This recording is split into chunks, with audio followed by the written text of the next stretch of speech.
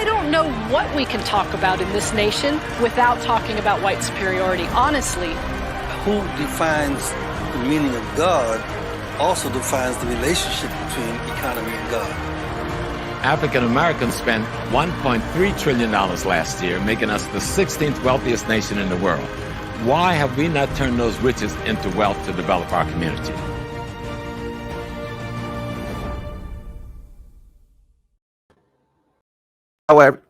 Peace and power, everyone. My name is Taki Grant, and welcome to another exciting edition of HAPI Talks. It's been some time since I've been here in front of you guys, and I just want to say thanks for having us. Thanks for being a part of this experience. It's nice to be back. Nice to be here in the building with everyone. We have an exciting show tonight. We have Dr. David Anderson, a show we was actually looking forward to doing for some time now. This brother is a genius. But before we get into the show, just want to, definitely reach out to everyone, see who's in the building, see the brother DM is there. We got an opportunity to meet DM at the International African Arts Festival, actually the 50th anniversary.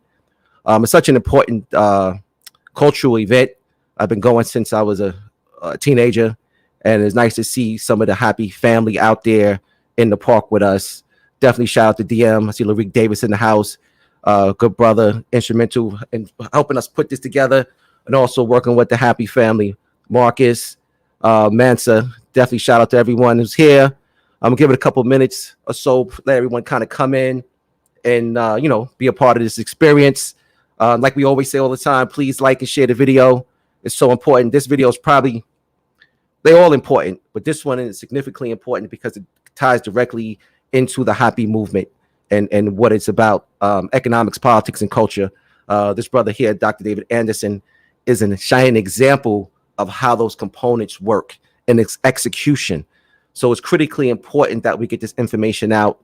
And as always, for those who are kind of coming in for the first time, who don't really know what HAPI is about and what the HAPI movement is about, the HAPI movement started with the HAPI film. And as we always say, go see the HAPI film. It's critically important that you see this film to understand what HAPI Talks is all about. You think about HAPI Talks and how it started. Again, it started with the HAPI film. Sometimes people get confused. We ask them, have they seen HAPI? They say, yeah, we saw the interview. I said, no, that's not HAPI. That's HAPI Talks. So please make sure, for those who have not seen it, you can go to the website, www.hapifilm.com, and get you can actually get a digital copy, which you can stream or you can download, or you can also get the DVD, or if you just want to support HAPI in other ways, there's the HAPI t-shirt. And also critically important component to the HAPI movement is the newsletter. Please make sure you sign up for that. Also have another announcement to make. We're announcing shortly the HAPI Theatrical tour. Because of COVID, we had to do things sort of backwards in terms of doing the online kind of release thing. But we understand that it's important to be in front of family and to be just engaging with people in an audience or auditorium type setting. So there will be a 12-city tour that will be announced shortly. Please be on the lookout for that. And, that's pretty much about it. Like I said earlier, please also, on the liking and the sharing, please comment on the video. Also very important. If anyone want to donate to the movement, also the Cash App is there and the super chats. Back to Dr. David Anderson. This brother is extraordinary.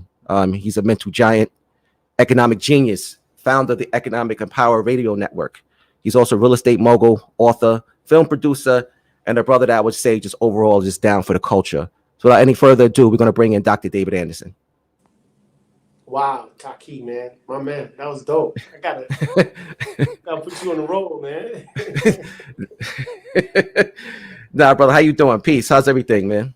Yo, man, first and foremost, I want to say peace to the family, to the HAPI family, Hotep, my brothers, my sisters. My man Larique, made sure he was very intentional about connecting Felicia, myself, and you. He got been on me, man, for a minute. And I'm just happy to be here, man. Happy to share. No, well, thank you. We're happy to have you. So, we went over a little bit of your bio. I don't think I touched on enough. So if you can tell the family a little bit about yourself. Yeah. So I am a real estate. I'm an entrepreneur first and foremost, but I've been taught that, you know, we can't just be we're not a myopic people. We can't just do one thing, you know. And so I practice something that Dr. Frazier teaches. It's called multiple streams of income. So, you know, Samson is said to have had 7 streams of income. You know, the man tells us we got to work a job, but that's only one stream of income. So I try to at least practice 3 streams. And those, you know, first being real estate. You know, I'm a real estate professional. We'll get into that. I'm a broadcaster, you know, by trade, you know. So I've been on air between Radio 1, CBS, and my own network for 25 years. I'm celebrating 25 years of on-air broadcasting, you know. And so that's major in itself. So that's my second lane. It's really my first, and then real estate. And then and now this third lane, which has been created because of the broadcasting and the real estate, is now the speaking, teaching, training products. You know, so I kind of try to stay in those 3 spaces so I can kind of manage that. But that's basically in the essence of what it is that I am about. Okay, thank you. You mentioned, you know, I got an opportunity to listen to some of your or watch some of your interviews, and phenomenal, great information. And one of the things that was discussed was the preservation of wealth. Why is this so important? I mean, wealth. I know when we go to school, right, we're not really taught about wealth. We're taught about people who have become rich, like Michael Jordan or, you know, Michael Jackson. You know, these people have become rich because of their talent. They've had to sell their time for money. But wealth, right? When you look at what wealth is, right? The Rockefellers, you know, they wealthy. They got real bread. You know what I mean? They got long paper. And so we're not really taught how to do that. There was a book that was written that defined the Vanderbilt family and the Rockefeller family. And Vanderbilt at one time in America was the richest family, richer than Carnegie Mellon, Rockefeller, all of that. But because they hadn't practiced legacy planning, Vanderbilt went bankrupt. And the only assets they control now are the Biltmore Hotel here in Atlanta and a ranch, Airbnb in Asheville, North Carolina. You know, and these people were the people. You know, so when we're talking about wealth, you can't go broke on wealth. You can't, you know, cats running through $100 million in the NBA. Like, people who are wealthy don't do that. So then we got to get into the science of what is it that these people are learning that we're not, you know. And the more that you get into it, the deeper that you get into understanding that science, the more you start to understand about, like, institutional racism. Because people that understand wealth and understand how to generate wealth, they're gonna always put things in place to control that. So I'm of the notion that, you know, if we start to learn, share information, and understand, because it's not enough for my family, for the Andersons to benefit from what it is that I'm thinking about, you know, and my people in my immediate orbit. That ain't, you know, that's not benefiting nobody but us. The whole community got to understand this, and the entire community has to practice this and be intentional about what it is that we getting ready to share. Otherwise, it doesn't mean anything. So that's the whole, you know, backstory to understanding real wealth building. Okay. You made a statement also that is an abomination to be broke. Can you elaborate on that? Yeah, man. I mean, like, you know, so when we understand, you know, God, the creator, when we understand these things, right, there's some science out here for the scientists out here. Columbia University did a study. They called it the Cork Study, right? And what this study was, they basically back engineered the Einstein theory of relativity. So Einstein in 1941 came out with this idea that the universe is based off of an atom, okay?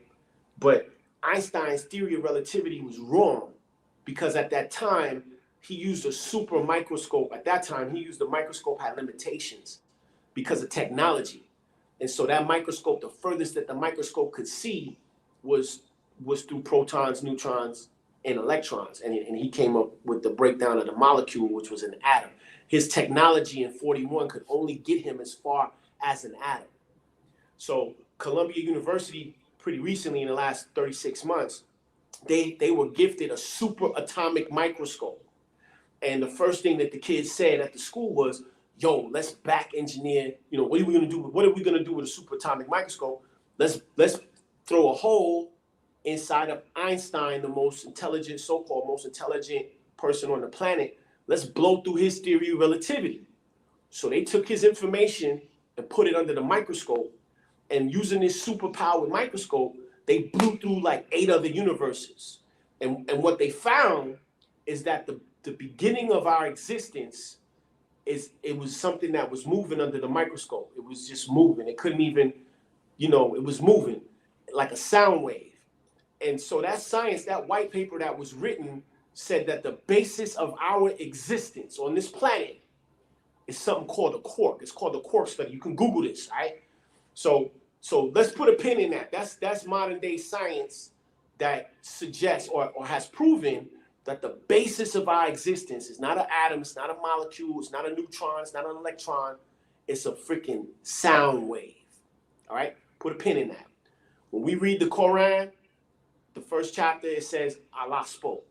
If you're Jewish and you read the Torah, you know what I'm saying? It says the Yahweh spoke, right? When you read the Bible, the Christians, it say what? And God spoke. All of these books, the Sanskrits from the Hindus, the Veda scripts, all of that, it all says that the Creator did one thing. He spoke. So if we got modern day science from the Cork Study at Columbia University breaking down the basis of our existence in a sound wave, we got all of these books, all these religious texts that says that the Creator spoke, then we can be of the notion that we have the power for abundance and creating of that abundance, vis-a-vis wealth, in our mouth. But because we're not communicating effectively with what it is that we want out of ourselves, out of life, out of the universe, we disrespecting the universe. We're not even speaking. We're not even on the correct frequency and or vibration to manifest these things. So ultimately, to answer your question, you know, abundance, wealth, all of that stuff is tied up in our mouth, in our ability to understand and our ability to create. And we've been bogged down with a whole entire system that's been set up to disrupt that. And we're suffering for it. More specifically, Black people are suffering from this campaign. So we just have to be about the business, as Dr. Browder suggests, of finding out and understanding who we are as a people. Before we can get into the technical of making $1 million, which is very simple. I teach this on YouTube. You can go and check all of that out. I've got people who have become millionaires following my teaching. So we figured that out. The challenge is that we have students that don't even believe that they should be millionaires. We have people who have, because of post-traumatic slave syndrome and all of these negative ad campaigns against our belief systems on who it is that we are as Black people, are not able to attain millionaire or double-digit status because of the belief that they have of themselves. That's the issue. It don't have nothing to do with wealth building. All of this has to do with the perspective of who it is that we are. Wow, that's powerful. So this actually leads perfectly into the next question. Why is it so important to own land, and how do other races view this concept? Yo, man, I was on the plane the other day. I went home to go check on my mom, and I had this Chinese dude sitting next to me, and he was sweating. So I was kind of monitoring him, you know, because I was like, yo, dude, if you're going to drop something right now, I'm going to knock you out. But we got to talking. I tried to calm him down or whatever. I was like, yo, man, what's wrong? You all right? And this was his response. He said, I am concerned. And I was like, what's up? He was like, if I don't buy a house, I can't court my lady friend. I was like, oh, I'm on the plane. I'm like, oh, because I'm like, what? He was like, yeah, in my culture, you can't even step to the lady to your lady friend, your woman. You can't even call her on the phone. The parents, if they pick up and you don't own land, they hanging up the phone.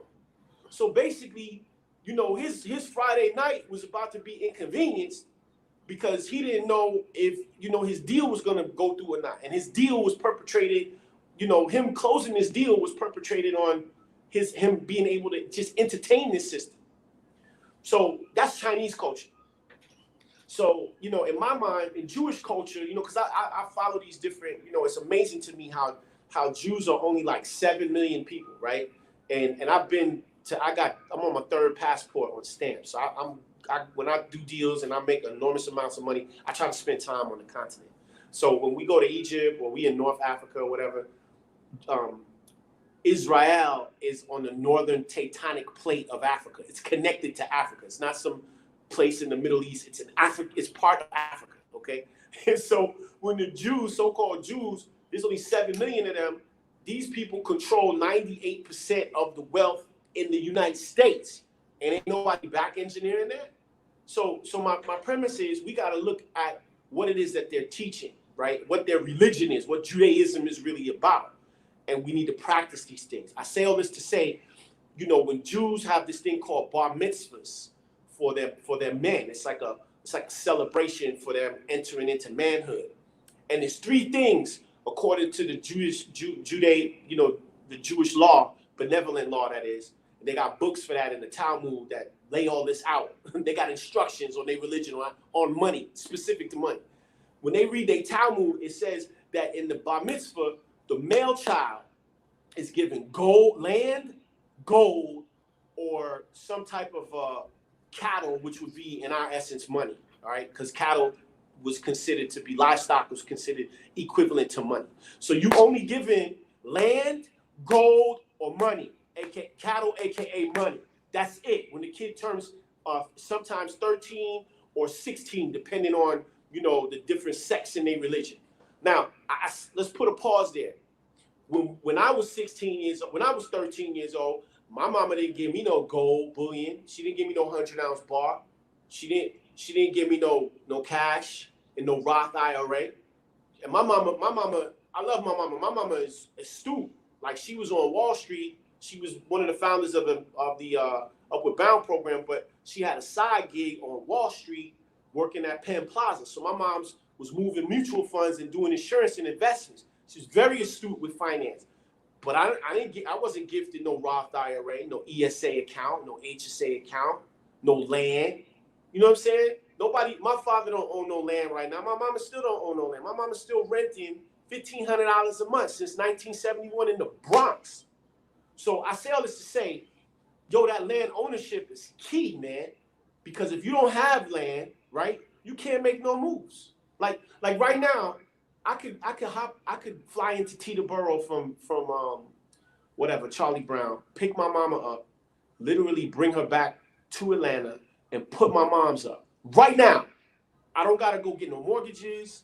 I don't gotta deal with no banks. I got a spot for my mom's right now.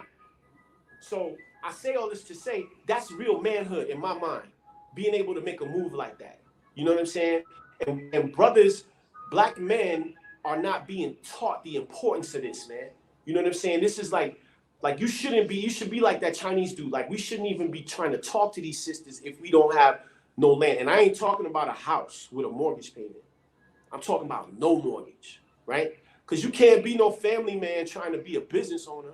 And then you got to make payroll and pay insurance and medical and all this other type of stuff for other people. And then you coming home talking about, yo, I'm short on the mortgage. Like, come on, man. Sisters ain't trying to hear that. So our manhood, in my mind, is directly tied to the ability for us to own land. And because we're not being taught this, the black man is not even in a position of authority at the kitchen table on the advisement of where the family should go from a financial standpoint, because the black man don't got no assets. That's just what it is, man. I mean, it's a lot easier to explain coming home after midnight, you know, if the house is paid off and the trucks is paid off and the boat is paid. But if you coming home after midnight for whatever reason, you was working late, whatever was going on, you got to deal with some mouth and the mortgage ain't paid, and the lights is off and on, and there's zero food in the refrigerator, you're gonna have extra problems. So manhood, you know, there's some things that we got to do as men. And in my mind, in my opinion, respectfully, you shouldn't even be a man in the black community if you don't own no land. You know, I made sure my son at 16 years old, I mean, he's on the internet. You could Google David M. Anderson Jr. and you could see my son in Deep South buying land from the white man. Spank the white man in the head. Google that right now and check that out. You know what I'm saying? So that's what's important in my household, and that's what I try to, you know, instill in my family and on my turf, and then that's what I try to teach and preach about. Right. Peace. So, families, do a big favor right now. Make sure you share this video. The information is extremely powerful. We have these discussions. They're very different sometimes from a historical, cultural standpoint. This right here is how we can get ahead and how we can make it on the financial, economic side. So I want obviously critically important, and it is. Please take this opportunity to do that. Dr. Anderson, what is living under the 0% tax bracket? Ooh, man, this dude did his homework, man. Yo, so I was at this conference, right? It was a self-directed IRA conference. It was put on by this company called Equity Trust in Ohio, Cleveland, right outside of Cleveland, Ohio, in this town called Westlake. This was about 4 years ago. And I went up there just to learn more about different strategies on raising capital. All right. So one of my jobs at the Real Estate Group Partners is I'm what you call the portfolio manager. So my job Monday through Thursday is from like whatever 10 to 4 is to make sure that the firm has enough capital to perform its investment endeavors throughout the year. All right. And so my goal is about $20 million in private capital that I got to raise. And I've met goal for the past 5 years. So, but one of the ways that I've been able to do that is by going to these specific conferences. Like I don't just go to the Essence Music Festival. I go to specific conferences. So this self-directed IRA conference that was put on by Equity Trust in Ohio, I flew my whole staff up there. And the dude that was giving the talk, his name is John Bowens. The dude is thorough. This is one of the most thorough cats in the self-directed IRA world. This is the private money world, right? He's the main presenter. In his presentation, he says there's about 7,000 people in the room. They got rounds, you know, there's like 10 people at each round. There's like 500 rounds. It's crazy. He's like, anybody in here living in the 0% tax bracket? And all these people it's white people in the room. I'm probably one of like maybe 50 black people. And then half of that is dudes, or maybe a third of that is dudes. The rest of them is black women. So all these white people got their hands in the air. I mean, they got 2 hands in the air. Like, I'm like, yo, what's going on in here? Like, what just happened? And so the dude in front of me was like, yo, you ain't read this book. And I was like, what book you talking about? Yo, family, if you listening to this, you got to write this down. Everybody listening, if you got to order the book. If you're not, you're disrespecting the whole HAPI movement. Power of Zero is written by this cat. His name is David McKnight. And so what John Bowens, the lecturer, the keynote, was teaching on was this man's ideologies of how to live under the 0% tax bracket, all right? And so what happens is this is why this is so important. People might not understand this. For entrepreneurs, when you making money, right? Let's say you made $1 million, okay? You're selling your widgets or whatever. You came up with a HAPI t-shirt and it got hot with the movie. Everybody bought the t-shirts. Y'all made $1 million. Let's say it cost you $900,000 to make this $1 million, right? You got to pay streaming fees. You got to do events. You're traveling, blah, blah, blah. You racked up a $900,000 bill. All right. So your net profit was $100,000, okay? Right now, the previous administration's capital gains tax was 21%. So that means that you have to pay $21,000 to the Fed. The Biden administration is speculating that capital gains tax should be 42%, which means that you got to pay $42,000 to the Fed, okay? So now, if you back engineer 42,000, which is the high end, top end of the speculation from that 100,000, you got like 60 grand. Let's just call it 40 even. You got 60 grand. Okay. So that's not living below the 0% tax bracket. You still, you had $60,000. You made $1 million. It cost you 900,000. You got to pay tax on the 100. That's cool. But, you still at this 60,000. These white people was legitimately showing people through this book, through these teachings, how to reduce that below zero. And this is what I learned. What I learned is this is the game. We black people are told limited information. This is how I know it's a game. When we get our CPAs from whatever, Liberty Tax, you got somebody with a crown jumping up and down with a freaking whatever, or Jackson Hewitt, we go to those people, right? When we go there, we got, 5 different W-2s, we got earned income credit, we got all of this stuff, and we're hoping to get a refund, okay? In my world, right, I haven't gotten a refund like since 1999, when is the last time that I worked a corporate gig, and I was at UPS, okay, on the box line. So from 1999 to 2021, I've never gotten a refund because I've had to manage K1s and payroll and all this other stuff. So when you understand that the tax code is not set up for the laboring class, right? The tax code is set up for the merchant class. Then we got to start understanding this thing called income, which is the $1 million, minus expenses, right, which was the 900,000, equals what we're told, black people are told, your net worth, right? That's our language. What white people are teaching is it's your income, the $1 million, minus expenses, right? And then they stop right there because they throw in these credits, okay? So now, wait a minute, we come in right here with earned income credit, or we come in with, I got 5 W-2s, or we come in with trying to get a refund. What they're coming with is tax credits. And so let me explain. Self-directed IRAs, right, are set up in such a way that when you contribute as an entrepreneur to them, you get the benefit of the credit, okay? So most people won't leave their gig because they say, oh, well, I got the 401k, Dr. Anderson.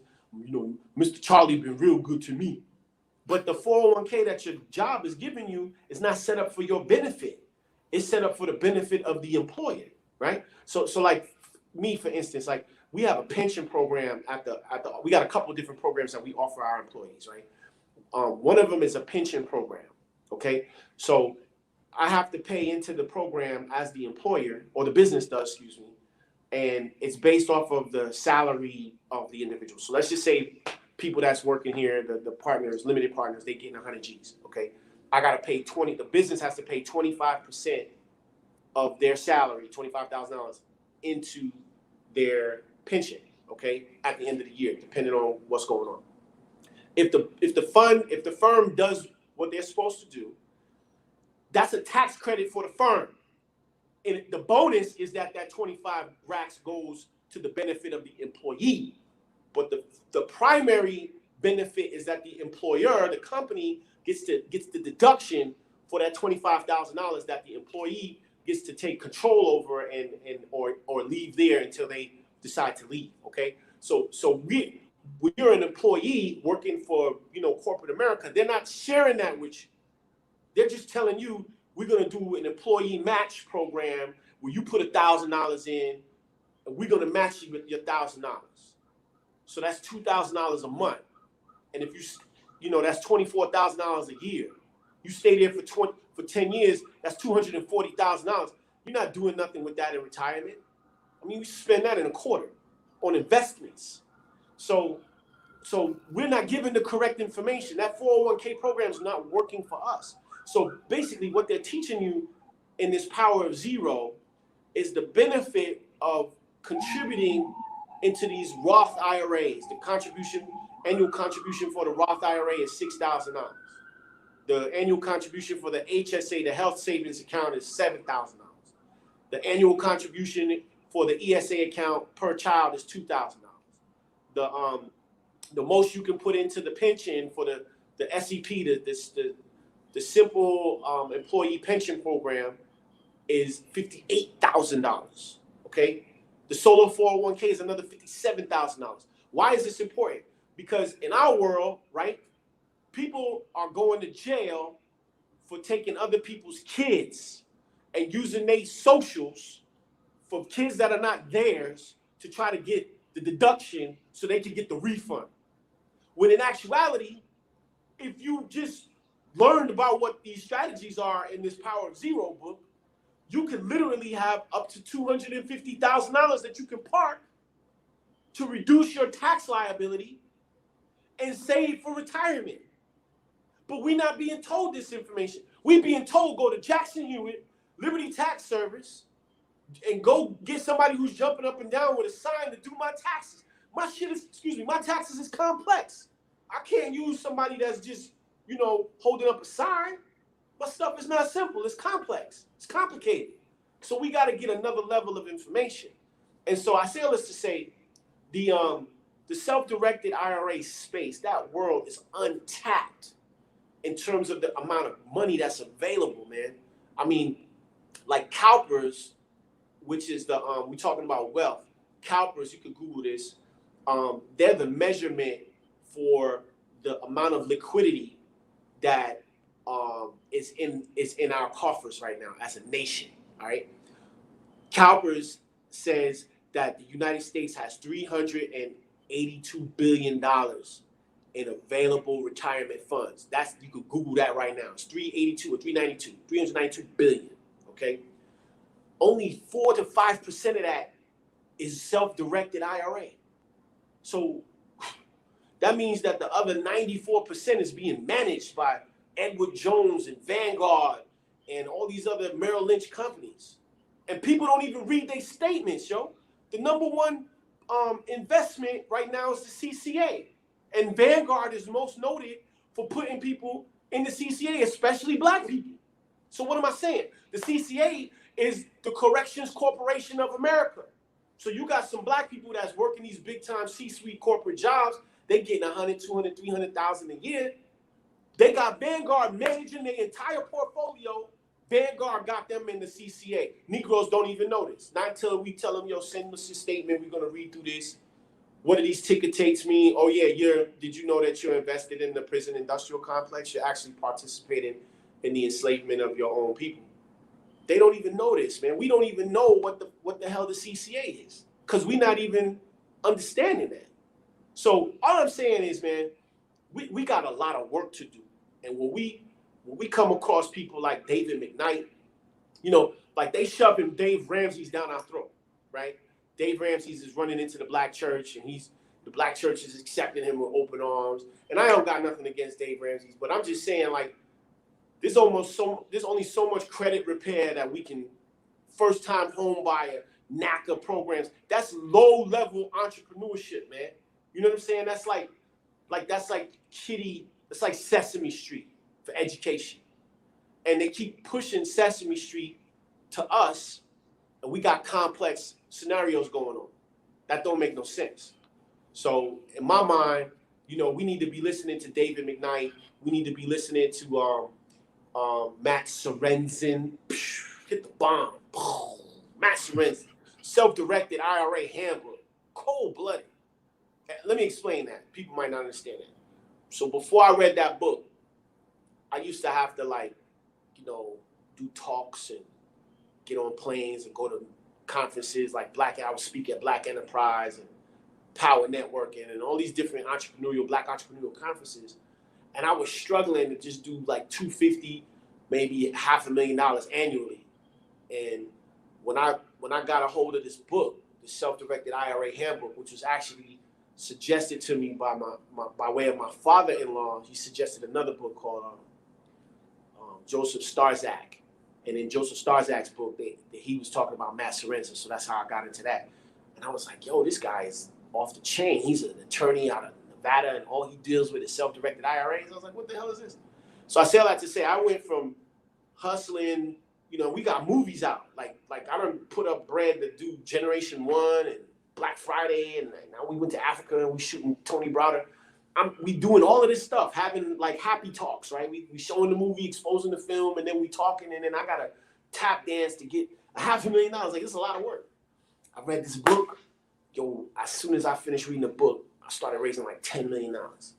So, you know, in my mind, this whole thing about us going to the bank and having to get our credit fixed and having to do all this other stuff these people are telling us to have to do, I've never done that. I've never had a mortgage in my life. I had a mortgage one time. And after that, I've never had a mortgage after that. So you can't sit here and tell me that you need credit to be successful. You know what I'm saying? Because like we manage $25 million worth of dirt, and all of that stuff is free and clear, you know, based off of the strategies that we're practicing because of what's in these books. So you don't got to you don't have to get your credit fixed to go to SB. I mean, it's good that your credit is where it needs to be, but that's not the modality that you don't have to have a mortgage to own a house. Like, who's telling us this stuff? Who are the people who keep pushing this narrative that you got to have a mortgage at 30 and 40 years? Who's doing that? Like, really think about this. And the other part that's funny to this is that we're not even checking the amortization schedule, all right? So let me back up. The word mortgage, mort, means in Latin death, right? Mortify, mortifith. That's death. The second part of that word is engagement. So the word literally means engagement until death. We signing up for it for 30 years, 40 years. The second part to this, which is even worse, is that when you pay your payments, you sign something called the amort, the etymology, again, the word mort, death, the amortization. So the torization is the causation of a slow death. So the amortization schedule is the scheduling of a slow death. And we're signing up for that. In fact, when you look at the amortization schedule on a 30-year mortgage, principal ain't even being recognized until year 26, man. Hear me. Principal, no payments go towards principal fully, 100%. They never go 100%. But they don't get past 90% until year 26. Fact check me. So, and I'm not here to debate you. This is what our banking system is on. So if we trying to build wealth, but we subscribing to what this white man is shoving down our throat, and ain't nobody in our community fact checking or back engineering or really understanding the magnanimity of signing up for a 30 and 40-year mortgage, oh baby, it'll be all right. We'll figure it out. They're qualifying you to be able to stay in this house for 30 and 40 years on 2 incomes. It might not work out with the person who I love right now. After 15 years, she might be like, yo, I'm out of here. This dude is crazy. I can't deal with this. I'm out. But they done qualified us on both our incomes. Baby, you can't leave. I need that income. What if she dies? What if I die? How's she gonna make it? It's not set up for any kind of change in income, change in situation. In 40 years, your situation can't change? Yo, it's a setup, man. And ain't nobody talking about this. And Al Sharpton ain't marching about this. They marching about other things which are important, but there's nothing that is pointing a finger and highlighting economic injustice against Black people in America financially. It's not there. And so we have to set ourselves up like this, man. We can't have mortgages. We can't subscribe to that. That can't even be something that we deal with. And if we got to stay in the hood in a tax lien that we done bought for 10 grand until we can build our capital up to get the big boy house, that's what we got to do. You know, we shouldn't have car notes, man. I don't have none of the trucks that I have car notes on them. The Sprinter that the business owns, that we roll around in when you look on the YouTubes and stuff like that, we be hopping out the Mercedes-Benz Sprinter. We bought a $150,000 vehicle for $27,000 at an auction. Cash. You can't build a business if you're carrying notes. It's crazy.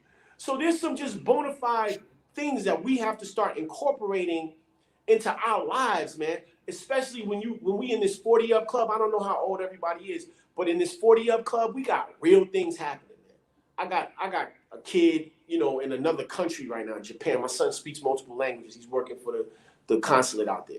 Like, I had to put him on a plane last week, international. Come on, son. I don't got time to be thinking about who's paying the mortgage at 4 or 5 different residences. Come on. It doesn't work like that. So all I'm saying is, man, we have to do things differently as a people, period. End of story. We cannot keep subscribing to this BS that they shoving down our throat. You got to have a 401k. Yo, I'm cool with that. But I can't solely retire just off of the plan that the employee match program for the 1,000 to the 1,000, if you even getting that. That's only $240 after I'm giving you 10 years, $240. Come on, son. Listen, this is what's most important. Nasir Jones is poised to be the next hip hop billionaire. Nasir Jones. Now, 7 years ago, this is a fact. You could go onto the Fulton County Odyssey that holds all of the cases. Nas and Khalees were living in the Atlanta area. They were living in Hampton, Georgia. The house was in Hampton. There was a case where Khalees filed for child support. And Nasir had to respond to interrogatories and disclose his financial position at that time. This was about 8 or 9 years ago, okay? In the interrogatories, it showed Nasir's net worth was $250,000. His net worth. His ability to pay based off of his income was $175,000 annually. When you minus all of his expenses, he was about $75,000. He told the courts he could pay Khalees $45,000 annually. She wanted something astronomical like $300,000 a month. It was ridiculous. So, you know, was Nas's interrogatories, disclosure statements all the way factual? I don't know. But he told the court at that time he was good to pay her somewhere about $45,000. This is a fact. This is on the record. You can pull this. The last transaction that Forbes said Nas did netted him $500 million. That was the doorbell deal. Okay? Ding dong. Nas had been taking show money. His honorarium fluctuates between $150,000 and $500,000. He had been taking show money for the last 7 years under the advisement of MC Hammer, who owns 37% of Twitter, to invest in a subset of companies that Queensbridge Ventures made. Queensbridge Ventures, his corporation, his investment company, made a series of 13 perfect investments, which netted millions of dollars. 13 in a row. This is not being discussed at the Georgia State School of Business. This is not being discussed in Morris Brown College or Morehouse College. This ain't even being talked about on the Breakfast Club. Funkmaster Flex ain't dropping bombs on that. This dude a black man just did 13 successful transactions. And ain't nobody talking about that? He's poised to be the next hip-hop billionaire? And what's funny is when people like, yo, Hov is a billionaire. Nah, like when you break the Marcy Group ventures, because they are like in super competition with each other, not just rapping, but in business as well. Hov's portfolio don't add up like that. I mean, like Reasonable Doubt is like only worth $50 million. His discography in terms of his artist catalog is only $50 million. His real estate, that 550 State Street and all that, is only $50 million, $55 million. His art collection, the Van Goghs and the Basquiat's that he got, that's only $75 million. So just his 3 tangibles is like $175 million. To be a billionaire, you got to have like 100. 100. So his money, where's it coming from? It came from the deal that he did with Tidal, selling it to Jack Dorsey after he told the Prince estate that he would keep it black. We're going to keep it black. Soon as Jack Dorsey gave him the $400 million, he sold. Prince's catalog, everybody else's catalog, that was in there. And the second part to that is the other company the Ace of Spades company, which makes the Dolce or whatever. I mean, Dolce, which makes the Ace of Spades, the bottles, the products, the alcohol. That company came in at 500 million. So it's really the Dolce company and the title company, the streaming services, in addition to his real estate, art, and music collection, that just make Hove a billionaire. He just skates through on the Forbes billionaire list. But Nasir, he didn't have to do all of that. He didn't have to go buy no companies. He didn't have to trick nobody into buying their catalogs. He didn't have to go do a deal with the white man. He took show money, made investments, and now this dude is a billionaire. Come on. And we're not talking about this? We're talking about everything else, but we're not talking about that. I don't understand that, man. That's crazy. And nobody on the Breakfast Club has even said nothing about that because they don't know. Damn. I don't even know where to start. That's important. That's super important. But we're not thinking like that, man. We thinking like, I gotta be fresh. I gotta get, whatever I gotta get. Nobody back engineering people's successful portfolios. Come on, man. Right. And that's why we have you here on the show tonight. And we definitely appreciate this information.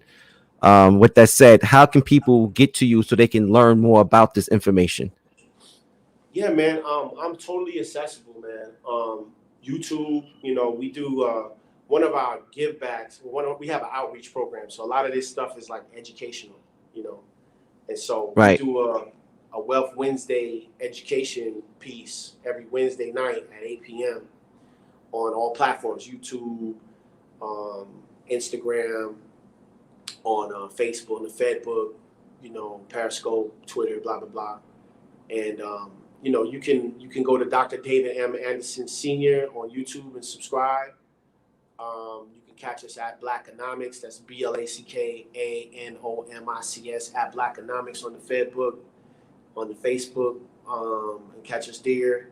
Or you can go, I'm at the Entrepro Negro on the gram. The Entre Pro and then Negro on the gram. And we train, man. One of the things that we try to do is we try to train. We try to, teaching is one thing, but training is something else. Sometimes it takes the repetition of going over the same thing over. The science on learning says that you got to see something 30 times, 10 different ways. The science, the advertisement science, before somebody is compelled to click on your ad or buy from you. And when you really think about that, you got to see something 30 different times, 10 different ways before you make a decision. Then we have to be intentional about training. When we start talking about the no mortgage strategy, I can't just drop that once. I got to drop that every time I open my mouth because we've been told you got to use a mortgage to buy a house. I got to get a mortgage. Right. So on that note, and you mentioned this a few minutes ago, the self-directed IRAs are the constellations. How can we use that money to buy real estate or to start a business? And before you get into that, I just want to kind of differentiate between a regular IRA and a self-directed IRA, and then we can answer the second part of the question. All right. So IRAs are important, right? An IRA, and I don't know if they can put this on the board or not, but the IRA stands for Individual Retirement Account. IRA, it's Individual Retirement Account. And so what I'm learning is that there's two ways to get off and on the market. It's either managed, and that's like by a fiduciary. That's somebody that has like licensure, Series 6, 7, and all this other type of stuff, because you got to be licensed to deal with securities. All right, so stocks and stocks, bonds, futures, commodities, all of that stuff, all the equities markets, those all require licensure to be able to get on the market. And they're usually managed by, Edward Jones, Morgan Stanley, all these other, entities, which I'll just share this with you. In New York City, my office, our headquarters is at 30 Wall Street on the 8th floor. And when we walk to the office, when I'm in New York, we have to walk by this African burial ground to even get to the office. It's like depending on what stop we get off of, but we got to walk by this thing to get to the office. All right. And so the African burial grounds was a bunch of African slaves that were killed, and they were put into this whole mound from the Middle Passage, right? So the human cargo, when it would come off the boat, it was offloaded on Broad and Wall. That's where it was offloading. And they said that the stench that was there was so deep that the Jews, because the Jews were financing these ships, the white boys from the South didn't have the money. They had to go to the Jews to get the money. Nobody talks about that. They would insure the human cargo. And at that time, we wasn't considered humans. We was considered 3/5 of a human. So when cargo was lost, they would dispose of the cargo around the corner at this African burial ground. And then the white sharecroppers from deep south would come up and they would get the claim on the insurance, because the cargo had to be, Lloyd's of London would issue these insurance policies to insure the human cargo. So the human cargo, which was considered 3/5 of the man, wouldn't even get the benefit of the claim. The benefit of the claim literally went to the white massa, and the interest went to the Jews, because they were the one financing the expedition, is what they call it, the exploration or whatever. So literally, our financial system, Wall Street, Broad and Wall, was literally built off the backs of the ancestors. There's no debate on that. Goldman Sachs, AIG, New York Life, MetLife, all of them were in the insuring of the human cargo. All of them. So I say all of that to say, you know, when we're talking about this IRA thing, we're talking about fiduciary space, managed space, you know, versus the self-directed space. I am of the notion that we shouldn't just be willy-nilly giving our whole nest egg to people that don't care about us. They don't have our best interests at heart. They never did. And we know this because we don't get the same advice. That's how it goes down. We don't get the same advice. Michael Jackson, before he passed, they said he was broke. They said he was negative $550 million when he passed. But now, right, the Michael Jackson Family Trust was valued at $8 billion. What's up with that? What's up with that valuation? That valuation is crazy. So we just not getting the same information. So I say all this to say, the IRA, individual retirement account, it's either managed or self-directed. Self-directed means that if I see an opportunity in real estate tax lien certificates, right, I'm not going to call my broker manager at Smith Barney and be like, yo, man, I want to invest in tax liens. He's going to tell me that's a risky investment. Is it risky, or do you not understand it? But if I understand it, right, then I can, through a self-directed IRA, I can make that same investment. And let me just say this before we move forward. On Wall Street, the science that Goldman Sachs, so I'm a big fan of Robert F. Smith. Robert F. Smith's office is down the street from where my office is. Robert F. Smith is worth about $8 billion. Him and Mr. Stern are pretty good. David Stern is another gentleman. These are black billionaires on Wall Street. He's into technology and all this other type of stuff. But Mr. Robert F. Smith is the managing partner for Vista Equity Holdings. Vista Equity Holdings is the gold standard on Wall Street as it relates to investment, all right? And gold standard. He normally invests in technology. They have, you know, invested in technology, and in the last 20 years, they just done incredibly well. And he has a very good system on identifying the arbitrage. So for some of y'all that are watching this, there's a talk that Mr. Smith did on at Columbia University. It's on YouTube, where he basically breaks down his process for investment. And that is a Robert F. Smith. You go to YouTube and type in Robert F. Smith, Columbia University talk. And he's talking to the master's level students about arbitrage. Put a pin in that. Reason why I'm bringing this up is because the gold standard on Wall Street investment right now is Vista Equity Partners. This is very important for black people to understand this. when you go to Goldman Sachs, or if you want to have a career in trading and all this other stuff, they give you this book written by H.M. Gartley. This is very important. This is probably one of the most important things you'll hear on this program. H.M. Gartley in 1929 wrote a book called Profits in the Stock Market. It's called Profits in the Stock Market. That book is the fundamental standard that's taught at the New York Institute of Finance, which is on the corner of Broad and Wall in front of our office, or down the street on the corner, across the street from the New York Stock Exchange. All right. It's called Profits in the Stock Market. They don't even teach this at the Harvard B School. Okay. You got to go to New York Institute of Finance to learn about this book. This is a rare financial book. In this book, Gartley breaks down the harmonic scanners. He breaks down exiting and entering the market. He breaks down all the things you need to know to be successful, to what's something called fact pattern recognition. All of these things are broken down, and these concepts are introduced in this book. This is what white folks on Wall Street use to make money while they speak or while they sleep. In the book, H.M. Gartley says very specifically that he was heavily influenced by an Italian named Fibonacci.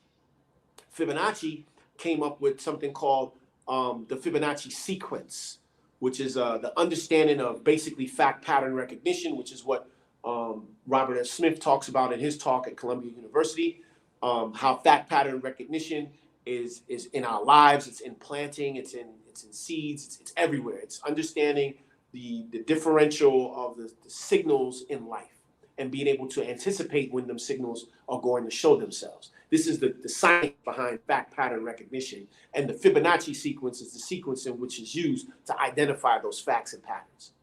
What's even more important in this book, Profits in the Stock Market, H.M. Gartley says that he's heavily influenced by Fibonacci, the Italian. And when you get into the Fibonacci sequence, for some of y'all that are going deep on what I'm talking about, on Amazon, you can order the Fibonacci sequence. Good luck finding the book H.M. Gartley, Profits in the Stock Market. Fibonacci says he was influenced by an African named Imhotep in Africa. What am I saying? H.M. Gartley, which is the standard that Robert F. Smith has used and enhanced at Vista Equity Partners' current gold standard, Profits in the Stock Market, previous gold standard. H.M. Gartley influenced by whom? Fibonacci, gold standard. But Fibonacci was influenced by an African named Imhotep. Cairo, Egypt, which actually knowledge ran through Timbuktu and into Kemet. So what am I really saying? I'm saying that white folks are using our information while they sleep to make money, and we not even in the market. We don't even have self-directed IRAs and participating with what's going on the market. We complaining, we throwing our fists in the air, we talking about Black Lives Matter, Black Lives might not matter, I'm not really sure, but we're not participating on the financial market. And this has been science that's been generated by Africans, that's been stolen by white folks and used to advantage themselves on a daily basis globally. We ain't even in the game. We're still of the notion that we need to give our money to these same people, not using self-directed IRAs, and we're hoping they're going to do right by us. That's what I'm fighting against on a daily basis. Right. So using those self-directed IRAs, how can we translate that into real estate or business startups? Yeah. So the government says that there's two things that we can use IRA money for. The first is to start a business, and the second is for the purpose of real estate investment, more specifically tax lien certificates. Meaning, I worked a job, I was at UPS, and I stayed there for 20 years.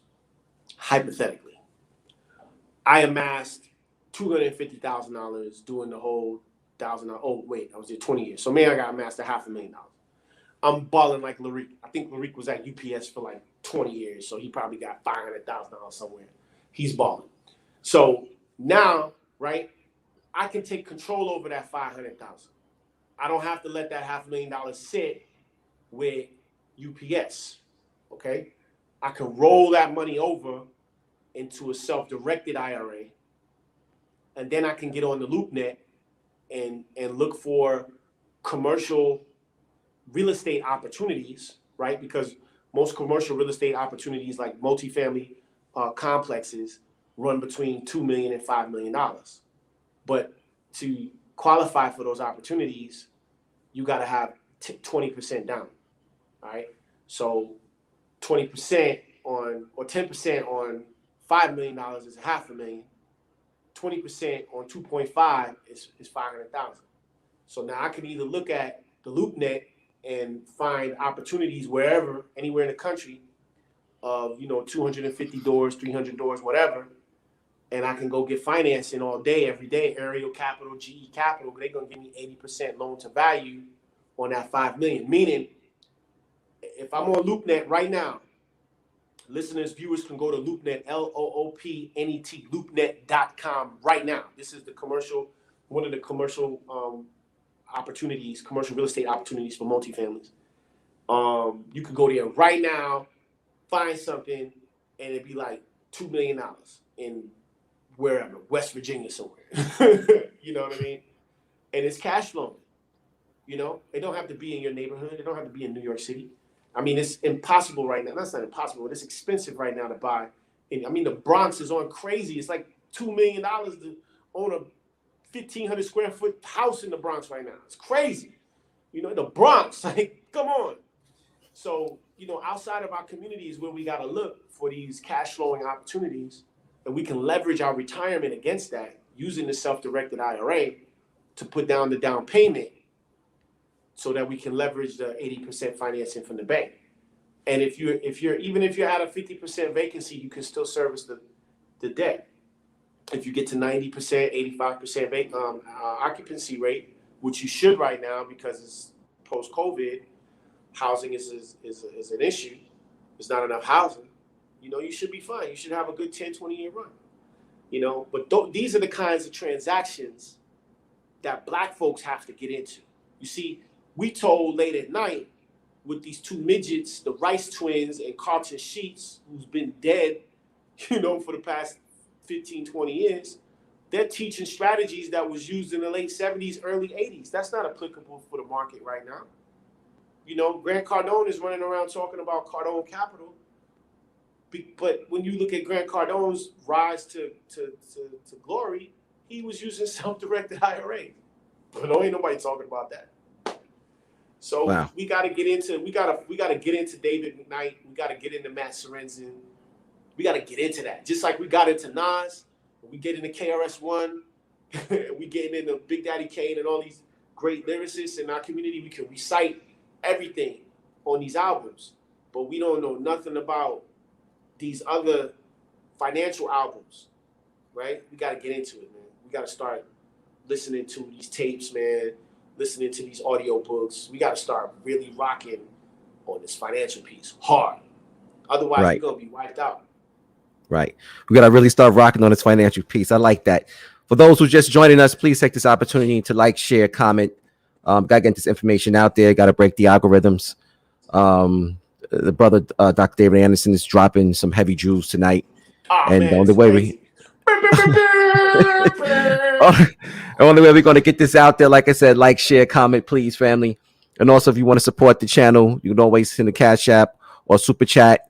Definitely super important.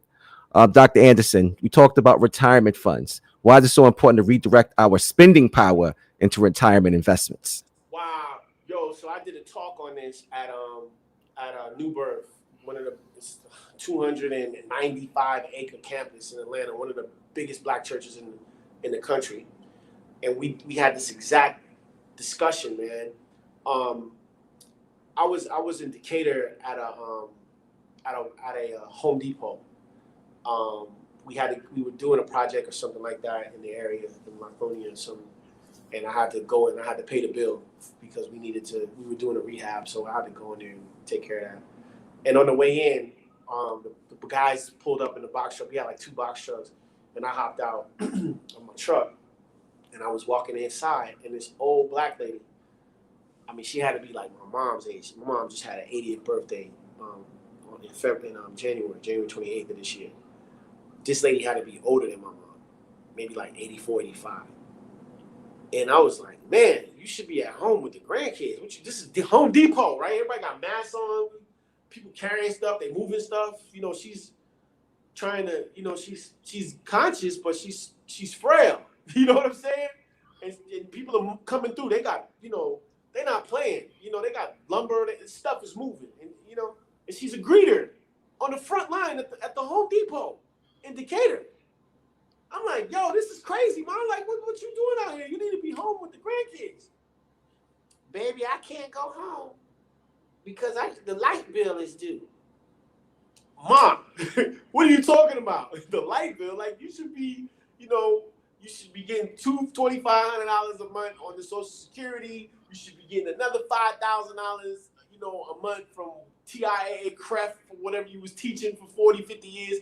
You know, you should be getting some money from the you know, your husband's pension. Like, you should be good for like 10 G's a month. Like, come on, Mom. Like, what's up? Baby, I don't have all that.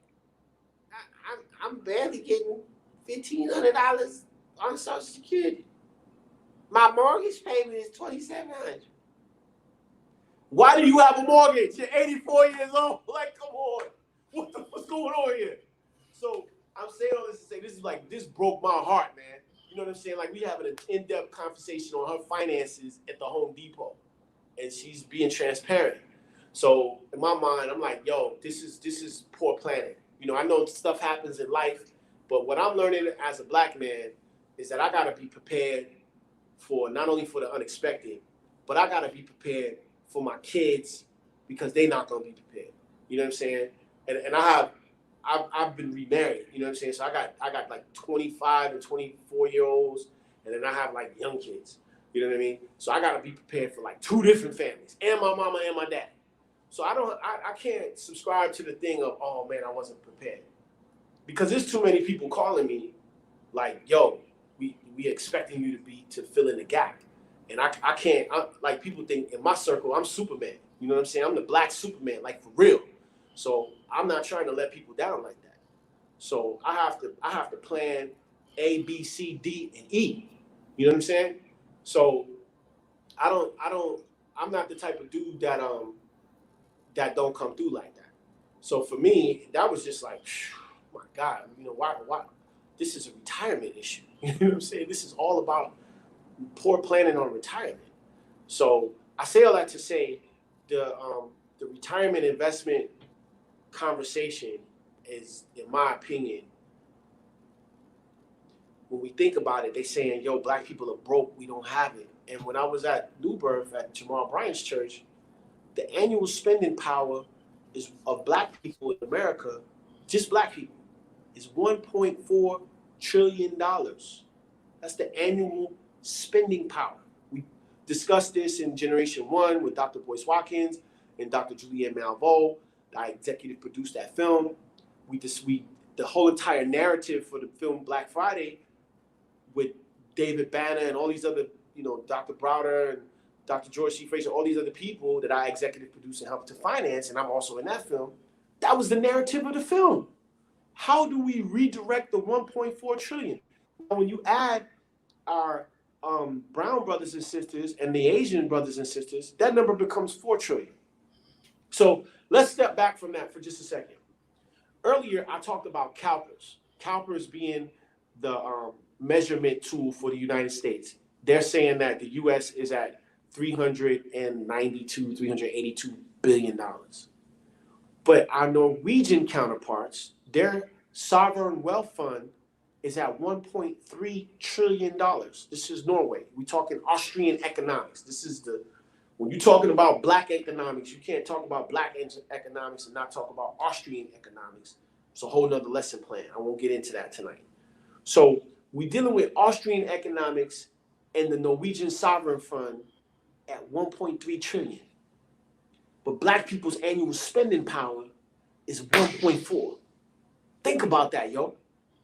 We're spending as much money that's in the Norwegian sovereign wealth fund. We're spending that annually. The next fund, this is the #1 fund globally in the world. We're spending that annually. We can't redirect some of that money back into our self-directed IRAs. We can't put up 100 G's every year into our self-directed IRA, so we not in the Home Depot at 84 years old, hunched over. Come on. Ain't nobody coming to save us. You know what I'm saying? There's nobody coming for us. We have to save ourselves. So we, in my mind, we got to back engineer the sovereign wealth funds of Norway. We got to back engineer the Kuwaiti sovereign wealth fund. The Chinese sovereign wealth fund is $8 billion. Come on, son. Like, we got to back engineer all of this stuff. But we're not. We're not even having conversations about it. So you spoke earlier about the health savings account. Cold-blooded. Yeah, I just want to get into how it works and why would you recommend their use? Because this is the first time I heard of a health savings account or HSA from you, and I just want the audience to know like what that is and its significance and why you recommend its use. Yeah, so like I'll just make it real personal, right? Like these frames that I'm wearing right now, this is a gold Brooks Brothers frame, right? You could kind of see the Brooks Brothers emblem on it. I'm not flexing. I'm just breaking something down. Now, this is my prescription. I don't know if y'all can see that. I got an ill prescription because I got like astigmatism. That's kind of thick right there, right?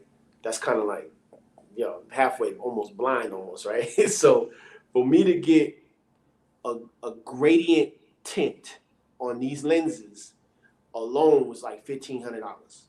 The frame is like $3,500. So I'm spending like 5 G's on this particular piece of eyewear, all right? Aetna ain't paying for that, okay? I'm of the notion that you should have traditional insurance and HSA, and I'm gonna break this down. So the Aetna concierge service that the job provides, that's cool, but when I go get these, right, because I'm speaking and I'm dealing with, international business. I'm dealing with ministries of antiquities in Cairo. I'm dealing with a lot of different stuff. So, eyewear is important in my world, okay? Because we're dealing with money. And so if Aetna says, hey, we're going to allot you up to $500 on frames, then I got to kick in the other $4,500, okay? So my HSA account, okay, going back to the tax credits and the contribution limits, my HSA account says that for a family, because I have a family, I can put $7,000 into this HSA account. Okay, cool. Is that monthly? No, this is Yearly? annually. My annual contribution for the HSA account, $7,000, right? So meaning, if we're going back to the lesson that I gave earlier, the formula that your income minus expenses, the normal is income minus expenses equals, what you got to pay to the Fed. But per David McKnight, we're of the notion that income, expenses, wait a minute, tax credits, I want to have at least $100,000, $200,000 of tax credits so I can get below the 0% tax bracket. That's my goal in life. Okay. So I'm definitely contributing to the HSA account. And not only am I contributing to the HSA account, but I'm doing deals through it. So get this. I contributed like $14,000 last year because it was like I was able to contribute to the previous year and the current year. So I sent them $14,000. So I have 14 grand at the top of the year in that account. I did a deal. I released some funds. One of them was I released $100 on some land in Johns Creek. Johns Creek is like the equivalent of like Westchester. Like I know y'all are in Queens or whatever. So imagine getting a whole 1.5 acres of land in like New Rochelle, right, for $100. So that's what I did. That's what I do, right? Talking about the arbitrage and fact pattern recognition and Robert F. Smith and H.M. Gartley and profits in the stock market. I'm a really good real estate speculator. I'm like ridiculous with that. So that's all I do. I look for opportunities. I have a whole entire research department. That's all they do. And they report to me twice a month on their findings. And we have to crystallize that information. So I know exactly where to place funds. So I take the $100 from the HSA account. I go to the sale. I win the bid for the $100. The house is under contract right now for 65 grand. Like right now, like I can't make this up. Like you could look it up on Google. It's Zero Niblick Road or Drive in Johns Creek, Atlanta. Was on the market for $99,000, $100,000. We under contract pending $65,000. So that $65,000, when it's realized, we got some things going on. But when we work through these challenges, when we close, minus broker commissions, that's $60,000 or 65 minus broker commission. The net profit go back into the HSA account tax-free. So now my account is up 60 racks. So if I want to go get some $5,000 Brook Brothers frames, cool. If we get ready to have another pandemic, right? And Dr. Kevin Bethel gave a protocol for pycnogenol, D3, high dose vitamin C, 5,000 milligrams, and zinc, then I can afford to get a pallet of that shipped to Atlanta so I can give it to people in my orbit so that nobody around me have COVID, which is what we did. You know what I'm saying? So we have to have cash on hand because, listen, even if you got the Aetna concierge service, something going to happen. And when something goes down, I don't care if you got insurance. They still want the deductible. It's $5,000. I don't care what kind of insurance you got. It's $5,000 to go see the doctor, man. For heavy surgery or you get in a car accident, we need that $5,000. And if we can't cut a check, guess what happens? Here we go with the GoFundMe. We got a GoFundMe. Well, I thought you had insurance. They do have insurance, but it's the deductible. You don't got $5,000 in the bank? Come on, son. $5,000? Like, that's a problem. So what I'm telling you on some grown man type stuff is that HSA account is the bomb. You know, the wife called me talking about, you know, one of the kids had a runny nose or whatever, and she needed to get something. She in the CVS. I was like, yo, use the HSA card. She got her own HSA card. She can handle that business. The government says that you can use those funds right now. These are not like retirement dollars. You can use these funds right now for any health-related expense. How do we set up an HSA account? Come on, man. Any health-related expense? Like, that's crazy. And then here's the other thing. Those funds, you could use them for anything at 55 years old. So this is kind of like a Roth IRA. No, I'm sorry. I believe it's 51. I'll have somebody fact check me. It's either 55 or 51. I think it's 51 because they made an adjustment to it. But you should invest in a health savings account because when you build that account up at either 51 or 55, all of those funds are yours. Dr. Anderson, how do you set up a HSA? So I had given Felicia the information for the office, the realestategrouppartners.com. Mm-hmm. And thank you. They could go to the website and type in, you know, make an inquiry for the health savings account. I think it's on there. And we will set one up for you. You know, you can call the office, set an appointment. We'll do a 30-minute free Zoom consultation, and just check it out. Oh, while we're talking about this, let me tell you another account that's really interesting. I'll share this with you guys too. So during the COVID, the kids, 3 of the kids' teachers had tested positive for COVID, right? So, of course, we got to bring the kids out of the school. And so we was like, man, what are we gonna do? How are we gonna handle this? And so I'm like, well, we gotta figure this out. Like, they're not going back to that. You know, you're still in my thunder right now. That was my next question. Yeah. So this is incredible, though. I'm really proud of this. It's this deal right here. This is a really incredible one. And so, we needed a location, and we didn't want to do the school at the house, right? Because we just felt like the kids needed to go into the process of education. Okay, so we rented the local, I guess you would call it not a boys and girls center, but it's a community center. We rented the local. They had just built this $30 million, $40 million facility, and they had spaces in here, like learning pods, and we rented it. Okay, so that bill was whatever, about $1,000 a month. All right, so just add for a whole year, let's say $12,000. Put that on the board. The second expense was we had to get a curriculum, right? We had to get a curriculum that the kids that would be recognized by the Georgia educational system. And so we got this curriculum. It's a Becca curriculum. It's like a Christian curriculum, and it teaches the kids, you know, ABCs, 1, 2, 3. So we spent whatever $1,500 twice, so $3,000 for that curriculum because it was each semester $1,500. So another three grand on there. So now we have $15,000. Then we had to deal with something called the facilitator, not necessarily a teacher.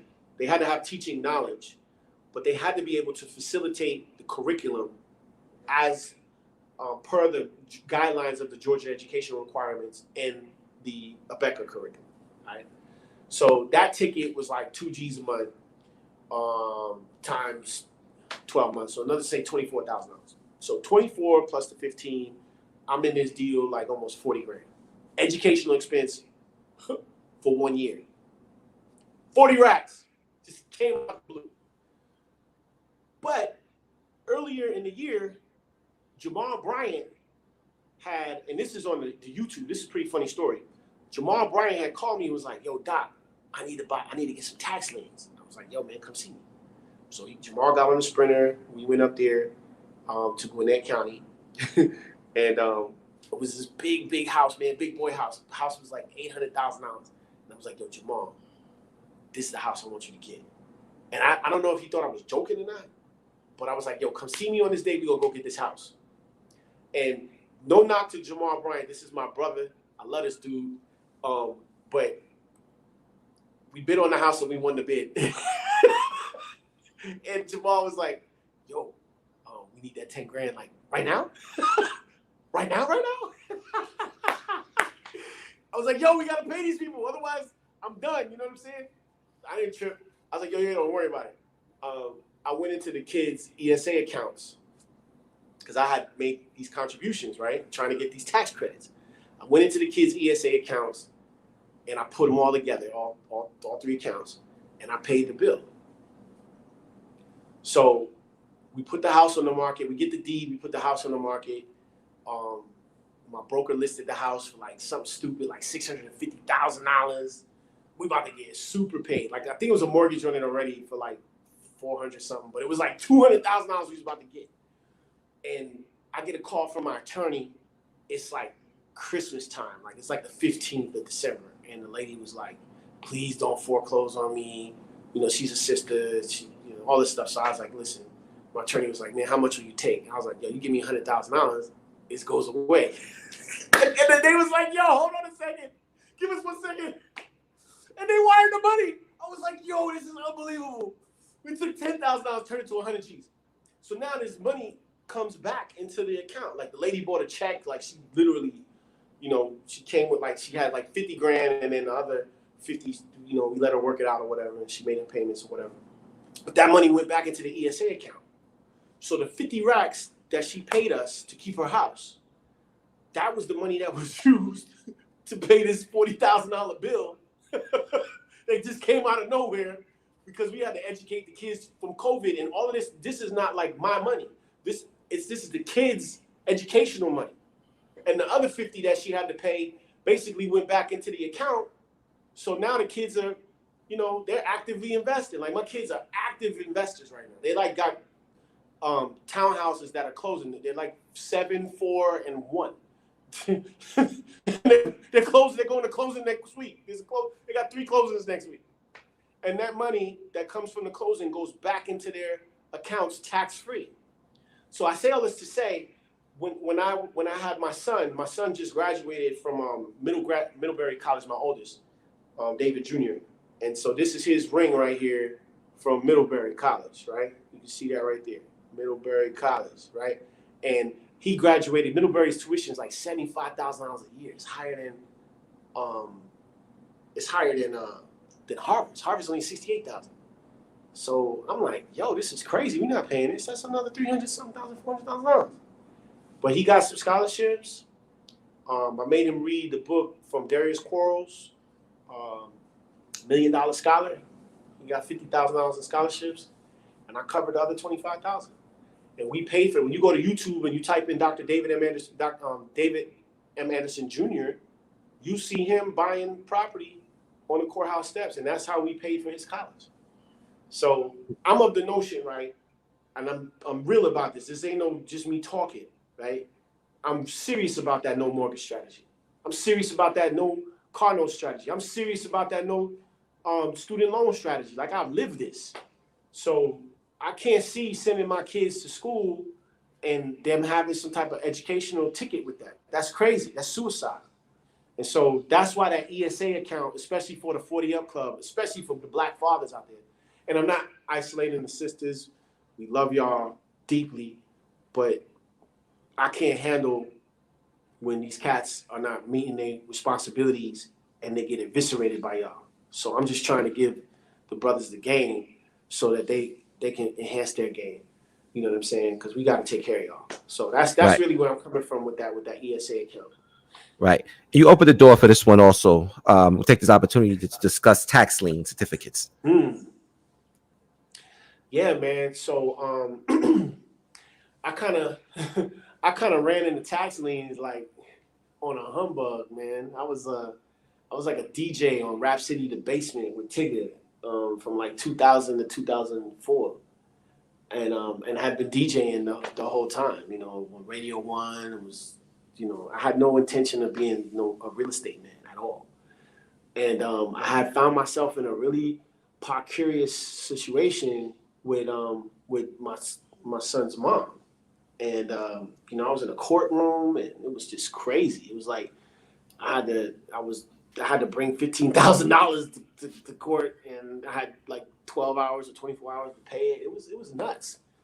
And so, you know, I'm about to go to jail or some Trump charge. Like, you know, I'm being told that I wasn't paying the money. I was paying the money, but we didn't have Cash App. We didn't keep receipts. You know, you need some money. Here's $1,500 every month. You know, I'm from the Bronx. Like, it's a paper bag. It's the cash. You know what I mean? We're not keeping receipts.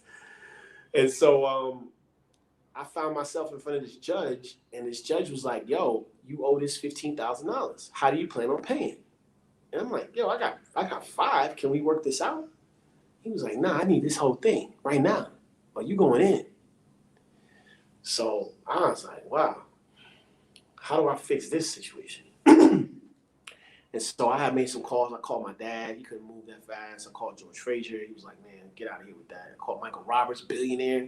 He's like, man, I can't help you. I called the church. You know, I was like, yo, what's up with the benevolent fund, man? Can I get in there? He was like, I'll pray for you, brother. That's what the church told me. I'll pray for you.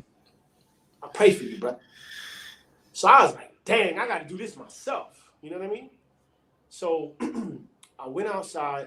I had like 3,500 or 5,000, something. I had some cash on me.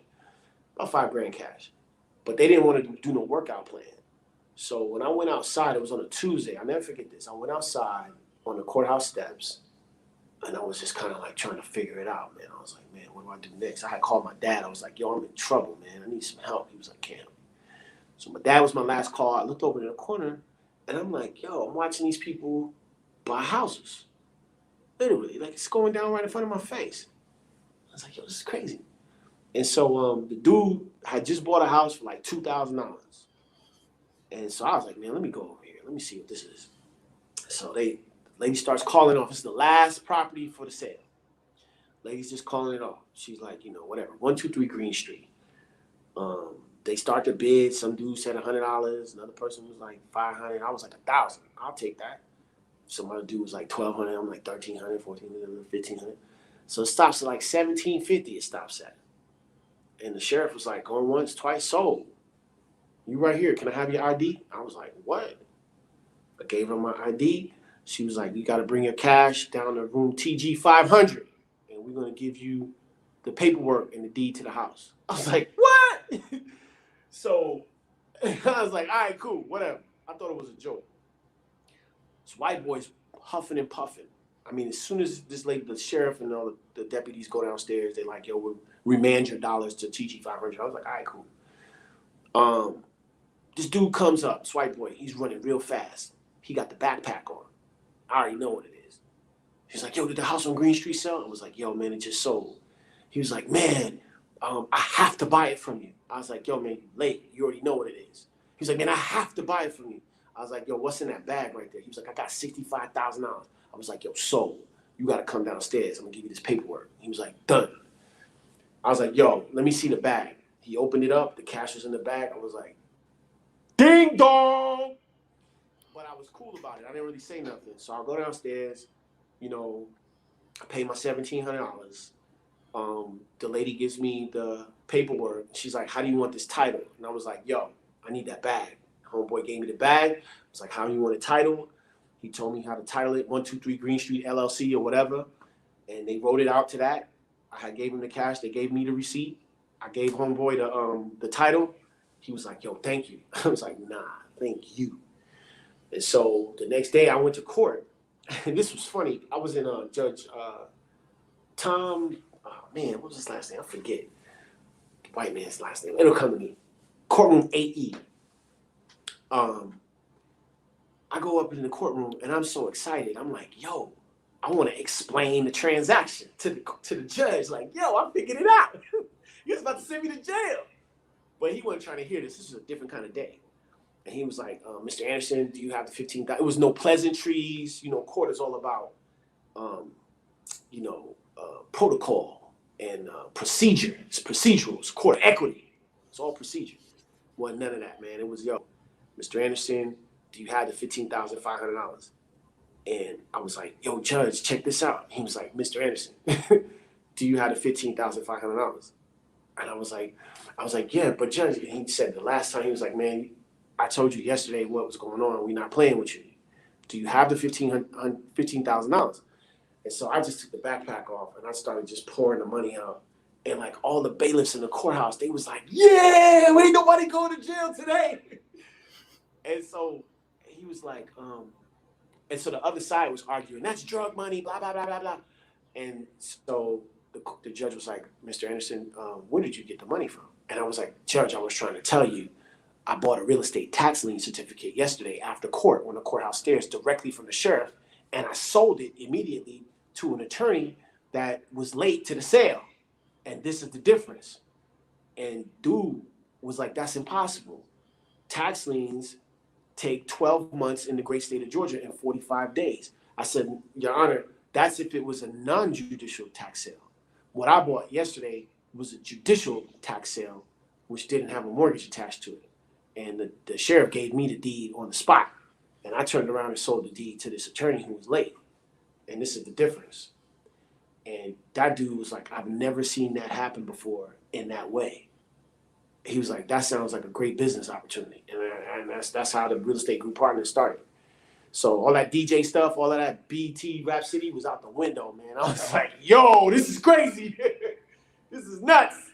So that's how that went down, man. But real estate tax lien certificates for me is serious business, man. It's not like a joke. It's like for real, for real. It's like how I live. You know, it's how I got my kids through school. It's how, you know, it's how we built the company. It's how, you know, we make payroll. It's how I'm, you know, taking care of my moms. It's how I'm housing my father. It's like, it's nuts.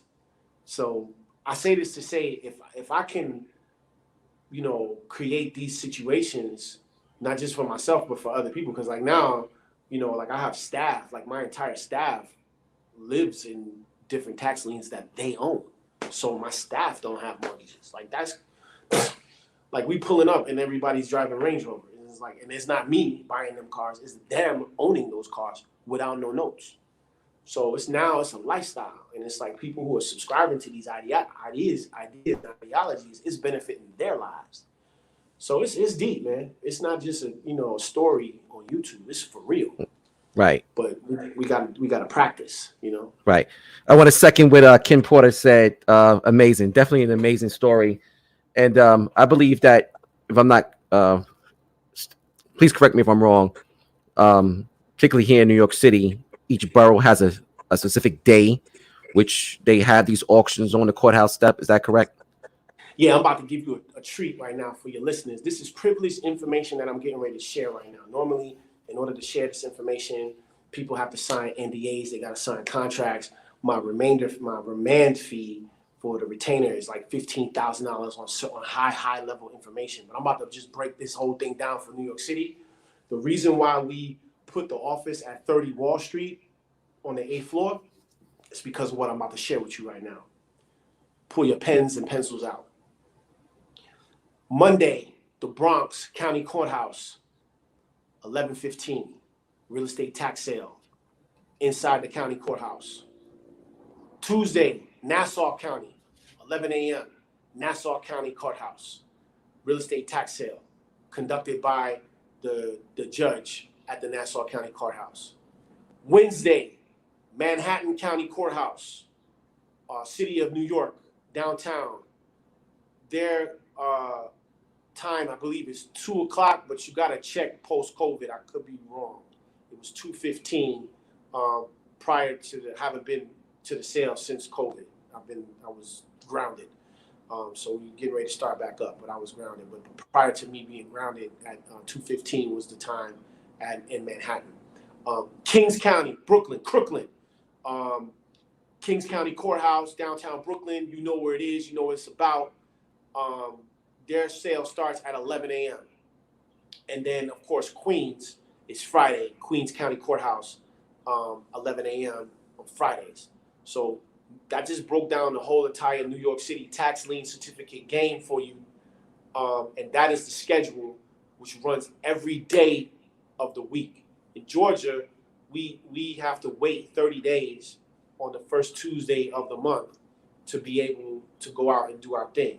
We have to take a whole month to prepare and to get information to be ready to go to those sales. Back home in New York, it's every day of the week. So, you know, we don't invest in New York per se because it's just too wild. Like if I could invest in New York City right now, I would probably invest in Nassau County and in the Bronx, more specifically where I'm from, because there's a lot of opportunities there right now in Nassau County. I wouldn't really try. I'm on the internet. I'm on YouTube trying to go to Brooklyn, and you can even see the bid started at $500,000. I went up to like $850,000, and as I was bidding, you could see these Jews bidding, didn't even know each other, connecting with each other and bidding against me so that I wouldn't get the property. Nuts. So, you know, my partners was like, yo, don't stress yourself out. Focus on what you're doing in Atlanta. And, you know, we could take it a lot further. You know, you dropping 100 G's in Atlanta, you got 10, 20 properties. So it's just nuts. But yeah, that's the game in New York City. That's how that works. That you have to check the code. You have to really read the real estate code in New York City. You can download that online and be specific about real estate tax liens and how they work. They have something called judicial officers is what it's called. Referees is what they call it. Referees and judicial officers. And you got to have all your cash on hand. They not playing with you. If you run that bid up to $1 million, you got to have that $1 million in hand. They're not letting you go to the bank. They're not letting you wire. They're not letting you do any of that. You got to have that money on. And for Kings County, Brooklyn, you got to be ready to roll. So a lot of that kind of muscles our people out of it. But that is the biggest opportunity that I just broke on this HAPI Talks. That's the biggest real estate opportunity on the planet. New York City is where our license comes out of. My license comes out of the great state of New York because we're actually our own brokerage firm, and it's reciprocated here in Georgia. So New York City is the #1 real estate market in the world. Believe that. And a lot of people don't know that game runs Monday through Friday like that. Is there a place to get the listing prior to going to the courthouse? So let's talk about that. So listings, in my opinion, are jokes.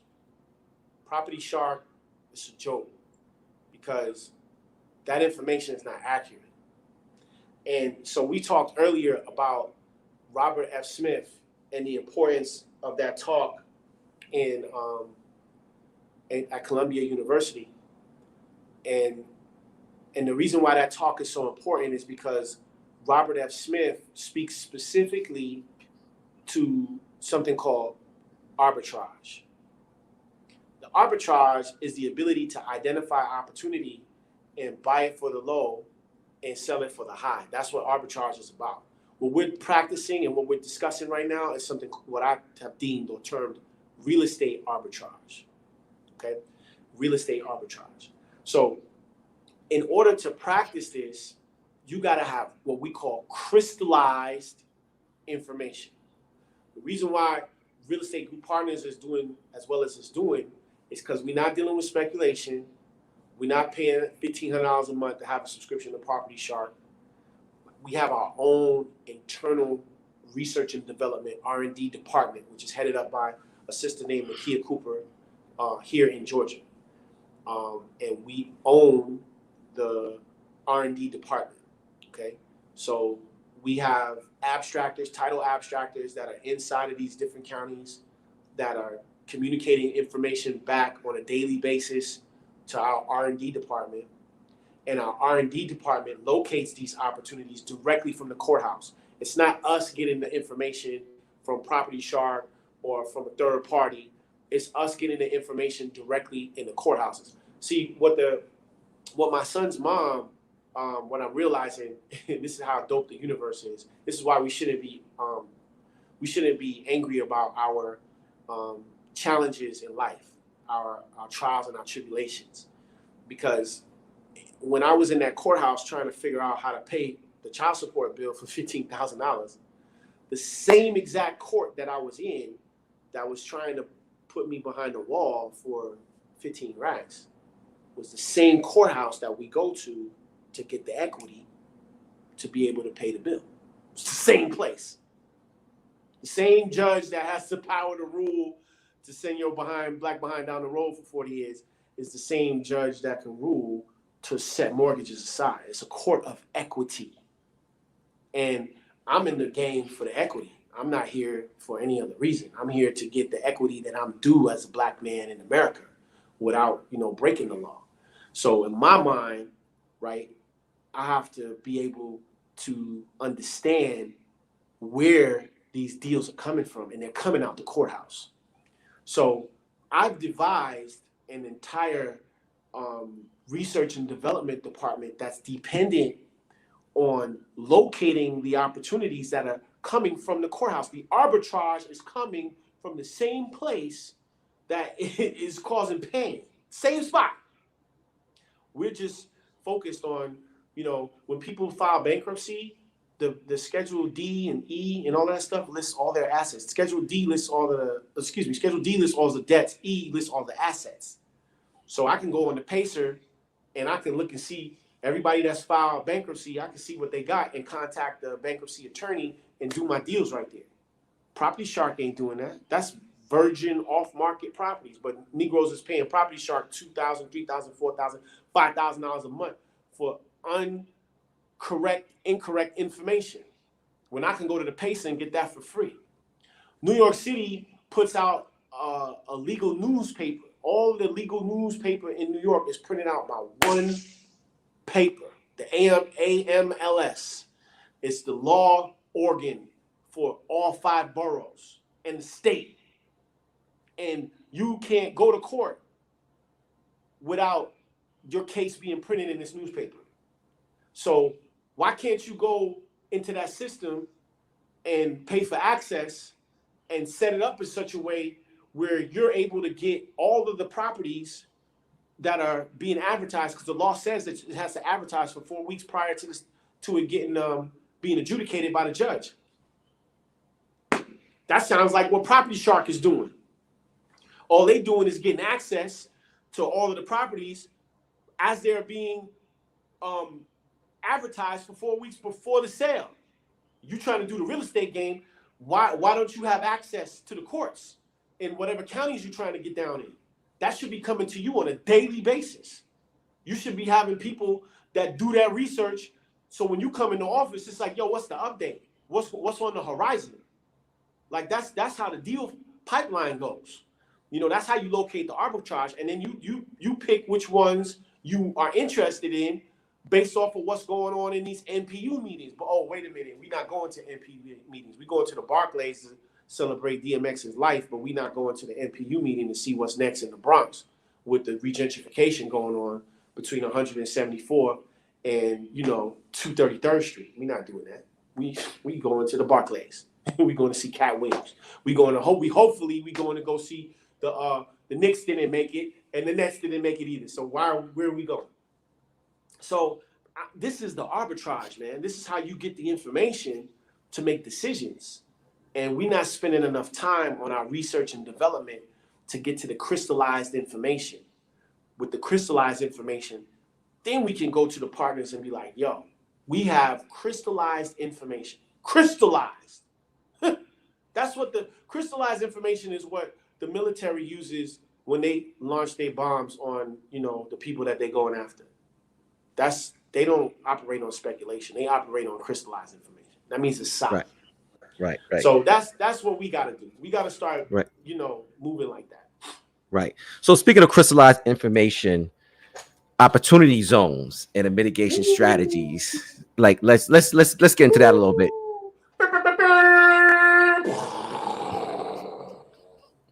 This is a HAPI world premiere.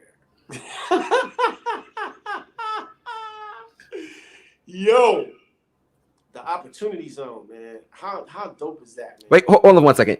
I just want people to understand the importance of this conversation. We talk about, again, economics, politics, and culture so much. And his brother's here today to really, really giving us a school lesson on how money works or economic justice and the fight for equity. And this is what this conversation tonight is about. You got to take this opportunity. You got to get this information out. People that's here definitely take notes. The video will live on YouTube, but this is very special. This is a very special moment here tonight.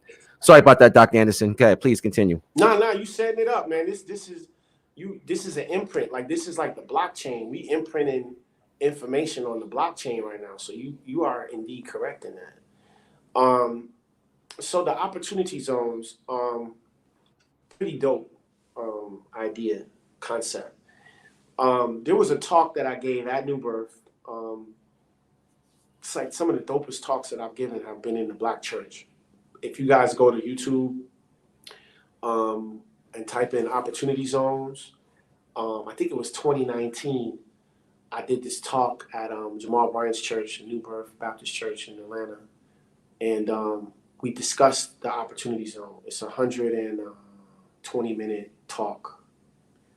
And if you shuttle through that, it's probably real super interesting. I think it was at the 1525. I called the market crash exactly 1 year to date from when I gave that talk. So that talk was in like 2019. And if you go to the 15, I said a year, I gave the date actually at the church on when the stock market would drop like by 10,000 points. I actually called that it's on YouTube, it's imprinted, you can't, it's no debating that. And it dropped on that exact day that I had said it would at that talk. So I say all this to say that when we're talking about opportunity zones, we gotta first understand what that's about. And so this gentrification thing is going on. Like, it's happening here in Atlanta. Another place that we like to play in is in Miami. We're currently trying to, the broker of record passed the test in Florida. And so we're looking to put an office down in the Biscayne Bay. So we practice in the hottest areas for tax liens. So we're practicing in Georgia, which is red hot. We're practicing in the Biscayne Bay, South Beach, Miami. And we're practicing in New York City, but the ticket up there is just astronomical. That's another conversation. So gentrification is what's fueling our speculation, because I don't place partner money in a market unless there's something for me to say, this is why I know without a shadow of a doubt this is going to work. Okay, so for instance, gentrification in Atlanta, where our office is, we just bought a whole block down in downtown Atlanta, West Atlanta, across the street from the Beltline off of MLK, which is in the middle of gentrification for Atlanta. Gentrification being the hood, white folks is coming in, and all this type of stuff. All right. And so in front of us, 4 blocks in front of us, Airbnb is moving their world headquarters from Seattle, Washington to Chappelle and Joseph E. Boone. That, for the equivalent, is like in Queens, I guess it would be the equivalent of like Casino Boulevard. You know what I'm saying? Here come Airbnb world headquarters. 4 blocks down from Airbnb's world headquarters, on the same street, Chappelle and Bankhead, is Microsoft. Has already bought a 200-acre campus. They bought a whole, they bought the hood, and they're putting their whole world headquarters there. Microsoft, Fortune 500 company, moving into the hood. So let's translate this back to New York, right? In Brooklyn, prior to the Barclays moving there, that was Bedford-Stuyvesant. That was like Flatbush. That was like, you're not going there at night. You know what I'm saying? Like, when I was growing up, they didn't have Uber. They had these dollar cars and stuff. And you take a dollar car to Alphabet City, as soon as you got out, you was getting robbed. Especially if you was from the Bronx and you was coming to Brooklyn. Like, come on. You didn't do that. Now, it's a different ballgame. White folks got Bouviers. They got Mastiffs. They out at 2, 3 in the morning on these same corners that people was hustling from getting shot at. They just out here. Like we own this. And this is Brooklyn. So this gentrification thing has been outlined, and they're calling them opportunity zones. And the benefit for investing in an opportunity zone is that, now it's 7 years, meaning that if you put money into the ground on an opportunity zone, you have 7 years for it to be realized, meaning that all of the capital gains that you make, you're not having to pay on for the rest of the program in 7 years. And so that's crazy, because all of these opportunity zones that have been identified are all in the hood, in areas that are currently being gentrified. So people say, well, Dr. Anderson, we can't get the money to invest in the opportunity zone. Well, what are you talking about? Like, I can go straight to Teterboro and pop up at the office on Monday morning and have a talk downstairs, right? And be outside with a sign looking for investment money, because in front of my office is freaking stock market. I can go out there with a sign and be like, look, we need investment in opportunity zone investment. Here's my prospectus. I got a 128-page prospectus with 7 years past performance. HUD-1's attached. Like, I got a track record, so I can raise the funding to be able to put into opportunity zones specifically for investors that are looking to participate in it. There's people right now that have to dump that kind of bread because they're trying to shield themselves from the tax obligation. And so, if you got money and you want to, mitigate your tax obligation, I'm going to invest in an opportunity zone fund. So why aren't the so-called real estate investors putting together packages that's specific to investment in opportunity zones? That's like a $10 million cap raise. Simple Simon.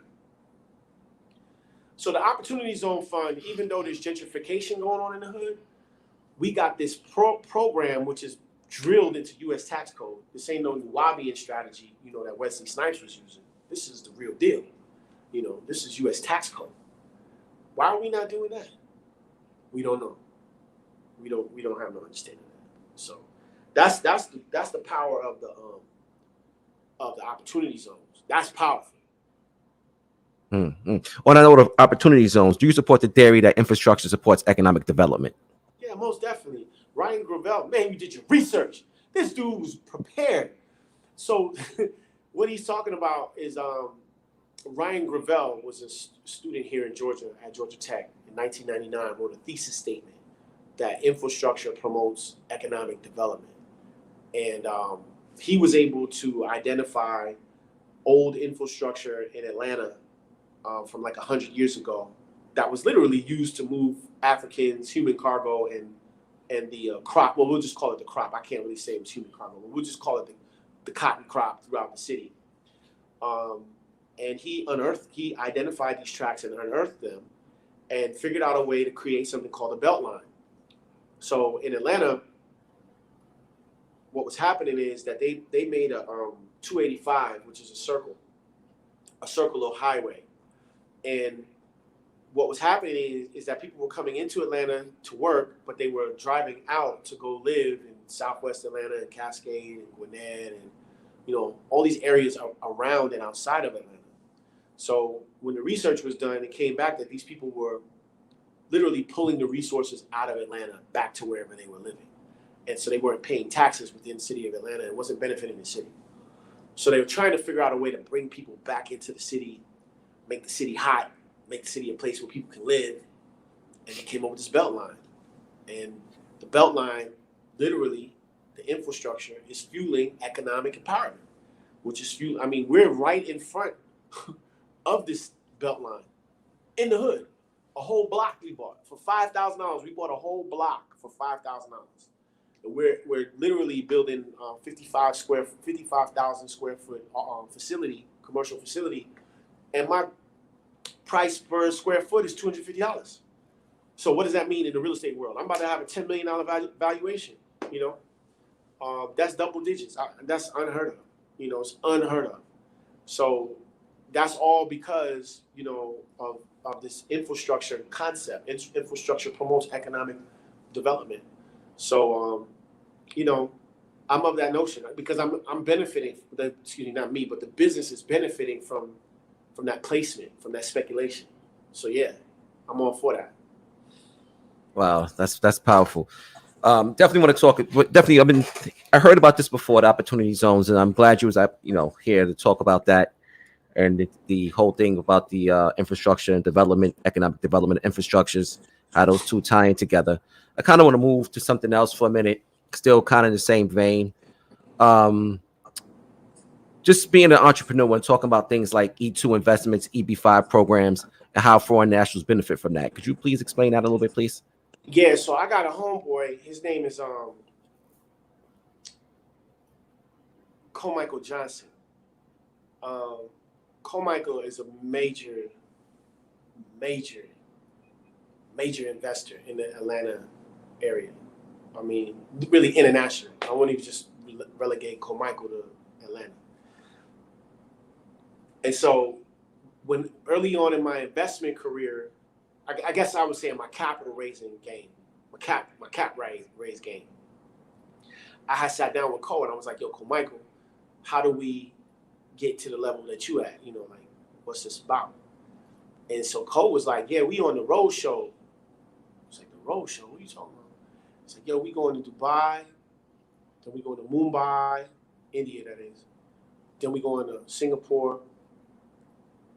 And then it was one other spot, I forgot where it was. But the main spots that he was hitting was Dubai, Mumbai, and I don't want to say Shanghai because that's going to be corny, but that's where he was going. It was Singapore. And I knew he went to Hong Kong, so we could say Shanghai, but it was Singapore, which is different. I forget the city that he was going to in Singapore. And he was doing presentations, all right? And so, and when he told me this, it didn't really click. Later on, I'm a featured speaker at this event in Miami called NABHOOD, okay? NABHOOD stands for the National Association of Black Hotel Owner Operators and Developers, NAB, and then HOOD, NABHOOD, all right? So Andy Ingram is the one of the organizers for this event. He's a major deal maker, major player in the Miami area.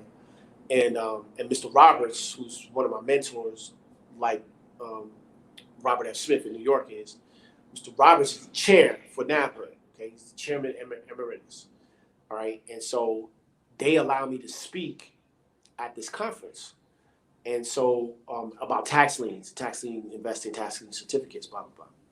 And so one year there was a talk about EB5 and E2 financing because all these hotel guys like Evans Charles and all these other Donahue Peoples and, you know, Bob Johnson and Sheila Johnson Lee was the keynote speaker. These are the owners of BET who sold and made $1 billion. They're now hoteliers, right? They in the hotel game. They took the BET money and they bought hotels. But one thing that people are practicing when they're doing financing is they're practicing something called OPM, other people's money. So because you sold BET for $3 billion and you made $1 billion, you had to pay the IRS, you had to pay your partner. You walked away with $1 billion, and then you got a divorce. But he made his money back. People don't really get that. Bob Johnson, even though he made $1 billion, he had to give half of that to Sheila Johnson. And then he invested it into the hotel game using OPM. And the leverage came from the E2 and EB5 money. Let me explain. So at the NABHood conference, I think it was like 2017 or 16 or something like that. At the NABHood conference, they talking about E2 and EB5. What is this? Well, the EB5 program, and you can go to YouTube and type in EB5 supermarket, which is out of Chicago. EB5 is a program, and it's a 40-year-old program. This ain't even nothing new. This has been going on for a long time. For foreign nationals that got bread. So one of my homeboys, Kevin Hicks, out in, well, he's here, but he's between here and New York. He did a deal called LA Live. When you go to LAX airport, there's a courtyard, I think it's a Residence Inn courtyard and some other thing. It's like a 3 Marriotts in one. He did this deal. Like I saw this dude do the cap raise because they did the cap. They talked about it at NABHood, and then they went to China and they raised the money. And this is how they did it. The ticket for that Marriott hotel out there in LAX Live was $100 million. All right. This dude got on the plane, went to China, ni hao, and he hit him with this EB5 program, which is basically, yo, Mr. Chinese man, you want to gain entrance into the country. You know, you want it now. You don't want to wait, and you don't want, entrance. We're talking visas now. We're not talking we're talking legitimate green cards, permanent residency for your whole family, not just for you, but for your family. Immediately issued. You put in $1 million. You put in $1 million on this reputable project like a hotel, like a Marriott, LA Live, at LAX International Airport. He had 100 Chinese people put up $1 million through EB5. So here's the game. The 100 Chinese came together in this, well, I think it was more than that he presented to, but he got 100 people, 100 Chinese to put up $1 million. So he got his $100 million. Now here's the incentive. They immediately got green cards, so they can move back and forth, no problems. No INS issues, no ICE coming knocking on your door, foolishness. And the entrepreneur got the cash so they could build. The American entrepreneur has to create 10 jobs per million. That's the game. So every $1 million that he got, he had to create 10 jobs. So if you build in hotels, on every million, come on, man. We got to hire hundreds of people. So that's simple to do. We got to get HVAC, we got to get carpet, we got to get all these people to cost segregation engineers. All of these people, let's hire them. We got the money. They build the hotel. The repayment is capped at 4%. That's better than the banks. The banks be charging 10, 8, 9%. It's capped at 4%. And once you hire 10 people, the foreign nationals' green card becomes permanent.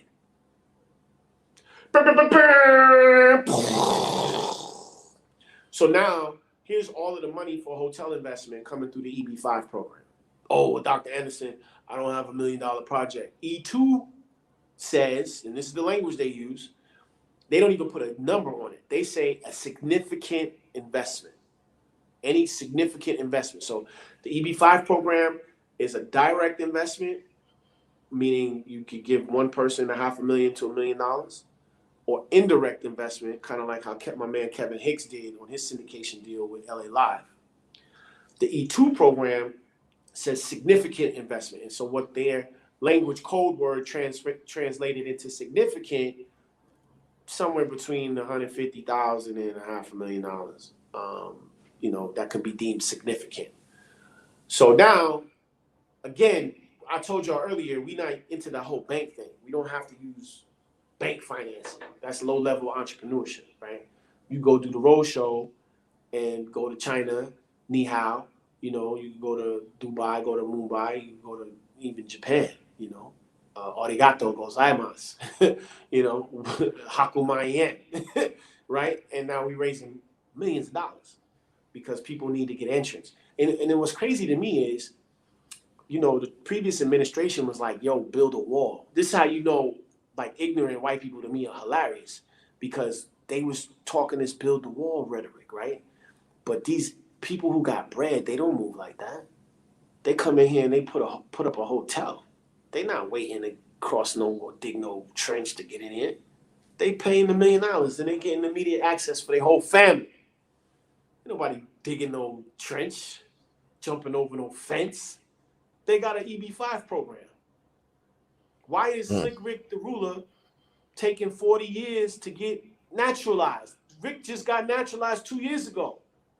Took him 40 years. Slick Rick the ruler. What's up with that? He couldn't invest in no business through no EB-5 or E2 program. He had to go through INS and take a class and learn U.S. history. Come on, man. So it's all information, man. All of this is knowledge. Well, wow. It definitely is knowledge. So speaking on the international level, this tax code 934, the U.S. Virgin Islands Economic Development Credit. How does that work for us? Yeah, so we'll say international, but the VI is U.S. territory. Yes. Yeah, it's U.S. territory, but it's literally it's home for me because my father's family, which is quite interesting. It all ties back to NABHOOD. It's pretty funny, interesting story. I told you I was a featured speaker at NABHOOD, and I would go down there to Miami to speak. One year, I'm an avid boater. So I had my boat pulled out of the lake here in Georgia and transported to Miami and launched it in the Watson Bay. And I had my staff tethered, or we ferried to the Marriott, and we parked and got all our luggage out of the boat and went to this conference, like literally by boat. And so I didn't do that to flex. I did that because we had some clients that we were meeting and we wanted to give them a different type of experience in the Biscayne Bay. And, you know, there was some other parties going on at Star Island, and it's really hard to get to Star Island and all that stuff. So we was like, yo, we're just gonna pull up on these different houses that we needed to be at to meet these potential investors. All right. So the boat was a hit. You know, a lot of people was like, yo, who's this dude? What's this about? You know, and the organizer of the conference, Andy Ingram, he had his own boat party. So we went to his boat party. My staff went to his boat party, and we arrived to that party via our own boat that we had sent down. So when we stepped on the boat, we didn't have to say who we were. We didn't have to do none of that. It was automatically people was coming to us like, yo, here's this deal. Here's that deal. Here's this deal. Here's this deal. The first person who I met when I stepped on the boat was the Minister of Finance from United States Virgin Islands. And in addition to that, this person was with the director of the education of the EDA, which is the Economic Development Authority in USVI. Both of these people were the two first people that I met when I stepped on the boat. And the lady was an older black woman. She was kind of like I wouldn't say a grandma, but more like a motherly type. Boy, what you doing with your money? You need to save your money. You need to come put your money in the Virgin Islands. You know, and then we start talking. She's like, you know, where your people from or whatever. And so some people on my father's side of the family are from St. Thomas, Virgin Islands. In fact, my uncle is Melvin Evans, who was the first black governor of the United States Virgin Islands and the first black ambassador to Trinidad and Tobago. And so I didn't really know how big this dude was until I started talking to this lady. You know, I heard about it when I was a kid, but when I started talking to the EDA, they was like, yo, your uncle was directly responsible for bringing jobs to St. Croix and refining, you know, oil that was coming up from Venezuela for 50 years. There was an oil refinery in St. Croix that he was directly responsible for putting that deal together and bringing jobs to that entire island and to the whole United States Virgin Islands. This is my family. This is my uncle, Uncle Melvin Evans. The freeway that runs through there, the Melvin H. Evans Freeway, runs through St. Croix. When you land in St. Thomas, the historically black college and university that is, you know, right there, the U.S. Virgin Islands University has the Melvin H. Evans School of Business is there. That's my uncle. So I'm talking to this lady, and she's starting to be like, man, this is your people. She's like, you come from good stock. And so we get into it. Like after that, now she's like, listen, this is what you need to do. You know, how much you paying in taxes? And at the time, yo, I was getting slammed, man. My tax bill at that time was $500,000. So I was like, yo, I got a challenge. You know, I'm trying to mitigate this. How do I deal with this? And then they proceed to tell me this.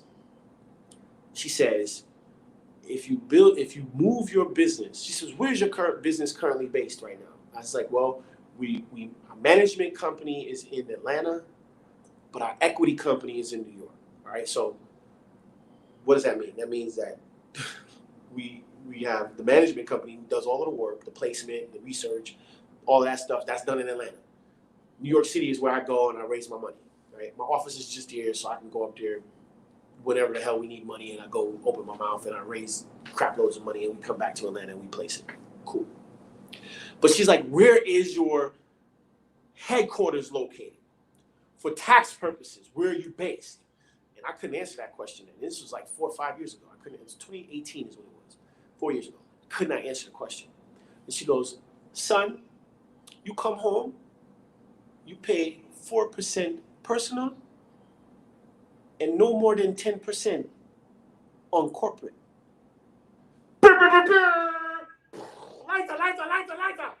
I'm like, yo, explain that? Say that again? I don't understand.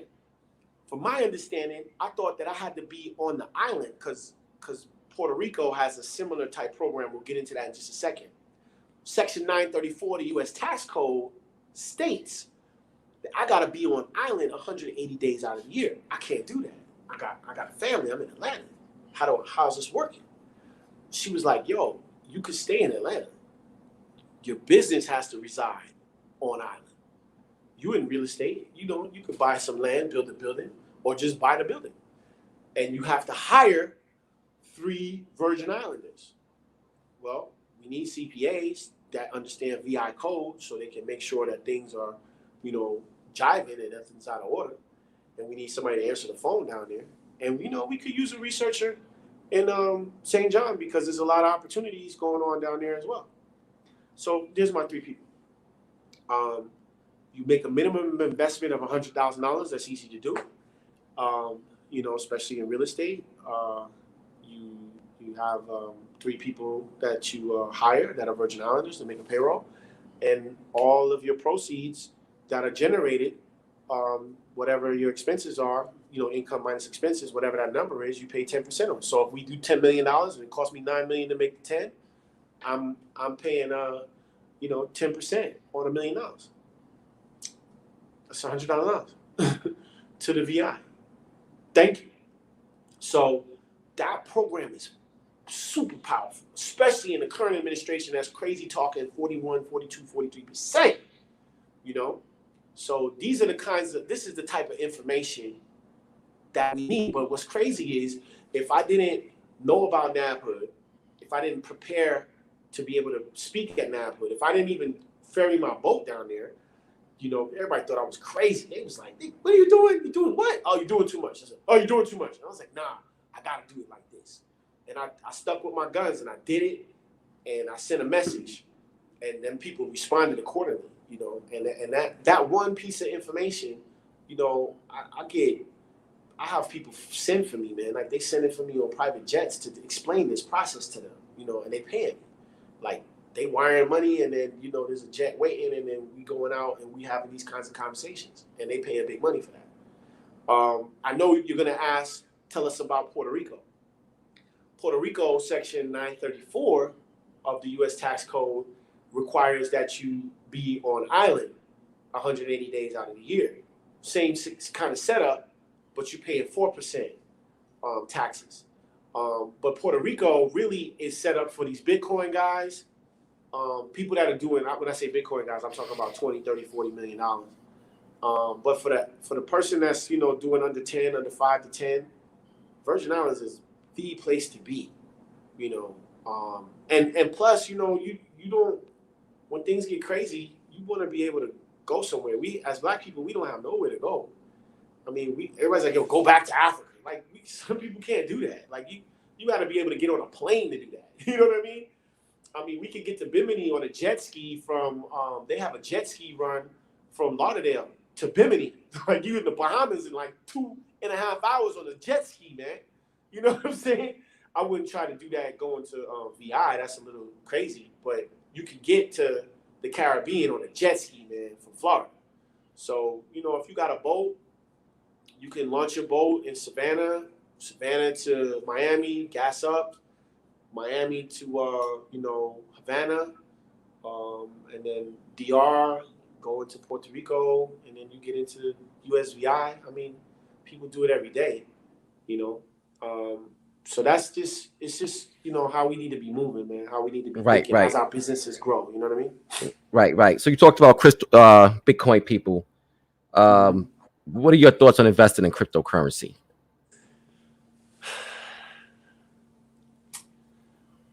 We got to talk, you know, this is the happy talks, right? So, you know, we focused on Black folks.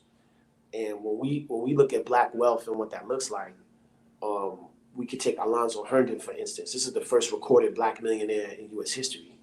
Alonzo Herndon's wealth started as a barber. You know, my studio that we're recording in right now is like 2 doors away from his barbershop. Okay, Alonzo Herndon started in a barbershop, and he took the money he was making from cutting hair, invested it in real estate, and then got into insurance. That's how Atlanta Life Insurance started. Herndon Homes, Alonzo Herndon. Google that. When we look at A.G. Gaston, the Black Titan is the book on Amazon. You know, when people don't even know that when King would go to would get arrested back in the day in the 60s, 60, 65, 64, 63, you know, on the movement, there wasn't no bail bonds program where you paying 10% and the bail bonds was put up to other 90. You had to pay the whole bond. And King's bond was like $1 million cash. Because white people was like, these Negroes don't got no money. But did y'all know that the person who was bailing that, putting that money up for the bond was A.G. Gaston? And it was another brother, his name was Herman Russell, here in Atlanta. These were real estate cats. A.G. Gaston was in Birmingham, Alabama. He, like Alonzo Herndon, started in a hair care, got into real estate, got into insurance. In fact, A.G. Gaston's credited with having started the burial insurance program. A.G. Gaston, Google that, the Black Titan. You know, Madam C.J. Walker, come on, man. She started, you know, I guess she patented the hot comb, but it was a lot deeper than that. She sold products for Annie Turnbull Malone, who was a millionaires at the time, and Madam C.J. Walker worked for Annie Turnbull Malone, who owned Turnbull College. You know what I'm saying? And so when we get into Black wealth, I could go on and on and on. What I'm saying is Black wealth is tangible. It's real estate, it's insurance. According to these titans, millionairesses and millionaires, Black that is, that I've been given this example on, they always in insurance, they always in real estate, and they always in some kind of products business, be it hair care or what, music or whatever they was doing, owning patents on intellectual property. It was product, real estate, insurance. That's the foundation of Black wealth. Product, real estate, insurance. Product, real estate, insurance. Once Negroes get that, and they got 10, 20 million, you know, and they based in the Virgin Islands or Puerto Rico, then they could take 100,000 or 500,000 and put it on some cryptos. What they got is called guap now. Somebody called me about the guap. Yo, Dr. Anderson, promote the guap. What is it? It's the Black cryptocurrency. Everybody's gonna support it. Buy black the Bitcoin. All of this. Hotep, my crypto brother. But if I'm not an SEC accredited investor already, like, I'm not getting into that. You know what I'm saying? Like, don't roll on that. Like, have a foundation first, in my opinion. I'm not saying don't do the Bitcoin. I'm not saying don't do the crypto. I'm just saying for us, what Black wealth looks like, I'm talking about the historical template of what Black wealth looks like. it looks like insurance, real estate, and some type of product, then we can take our earnings and get into something else. You know what I'm saying? Thank you. Right. So the people you just mentioned, start with Herndon, Madam C.J. Herndon. Walker, Alonzo Herndon. Herndon. These are all people that we featured as economic innovators in our HAPI Yes. newsletter. And we Yes. want to make sure that people who are not signed up for that takes the opportunity to do so. And also go ahead and support the HAPI movement. I know Larique is on, his son Dane and Felicia's son Mackie also got the youth involved with this and writing the articles on these economic innovators in Black history. So phenomenal. Just wanted to make mention of that in Italian. I was going to skip this question because we've been on for a while, but you opened up the door for insurance. And what is the mechanism behind cover call insurance, and how does it protect investments? So, true story. I can't make this up. And I'm using myself as an example. I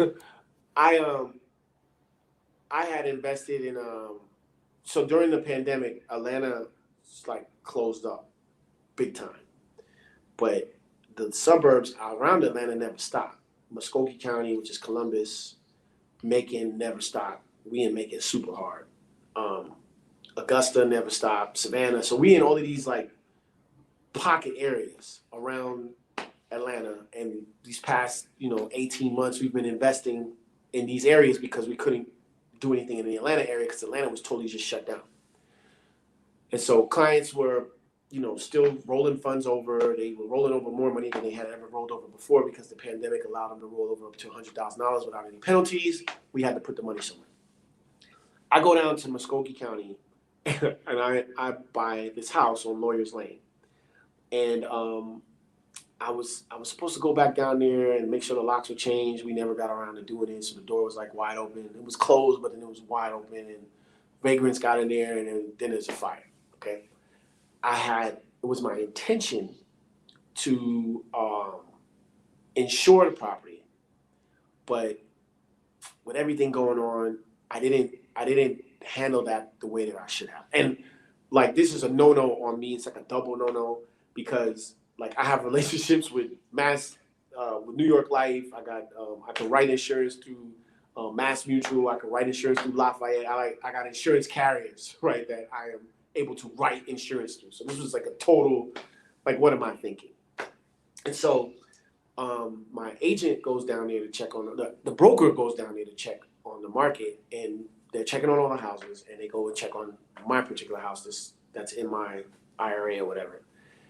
And they're like, yo, I gotta tell this dude this house is on fire or burned. And I'm like, all right, man, what's going on? So they taking pictures, they send it to me, and I'm looking at it, and I'm like, dang, the house was valued. It was on the market. We had it under contract for $100,000. The contract, and I know why I didn't put insurance on it because it was under contract, but the contract fell through. And then as soon as the contract fell through, some crackhead goes and burns the house. But if I would have did the policy on that house, right, I still would have got my 100 G's.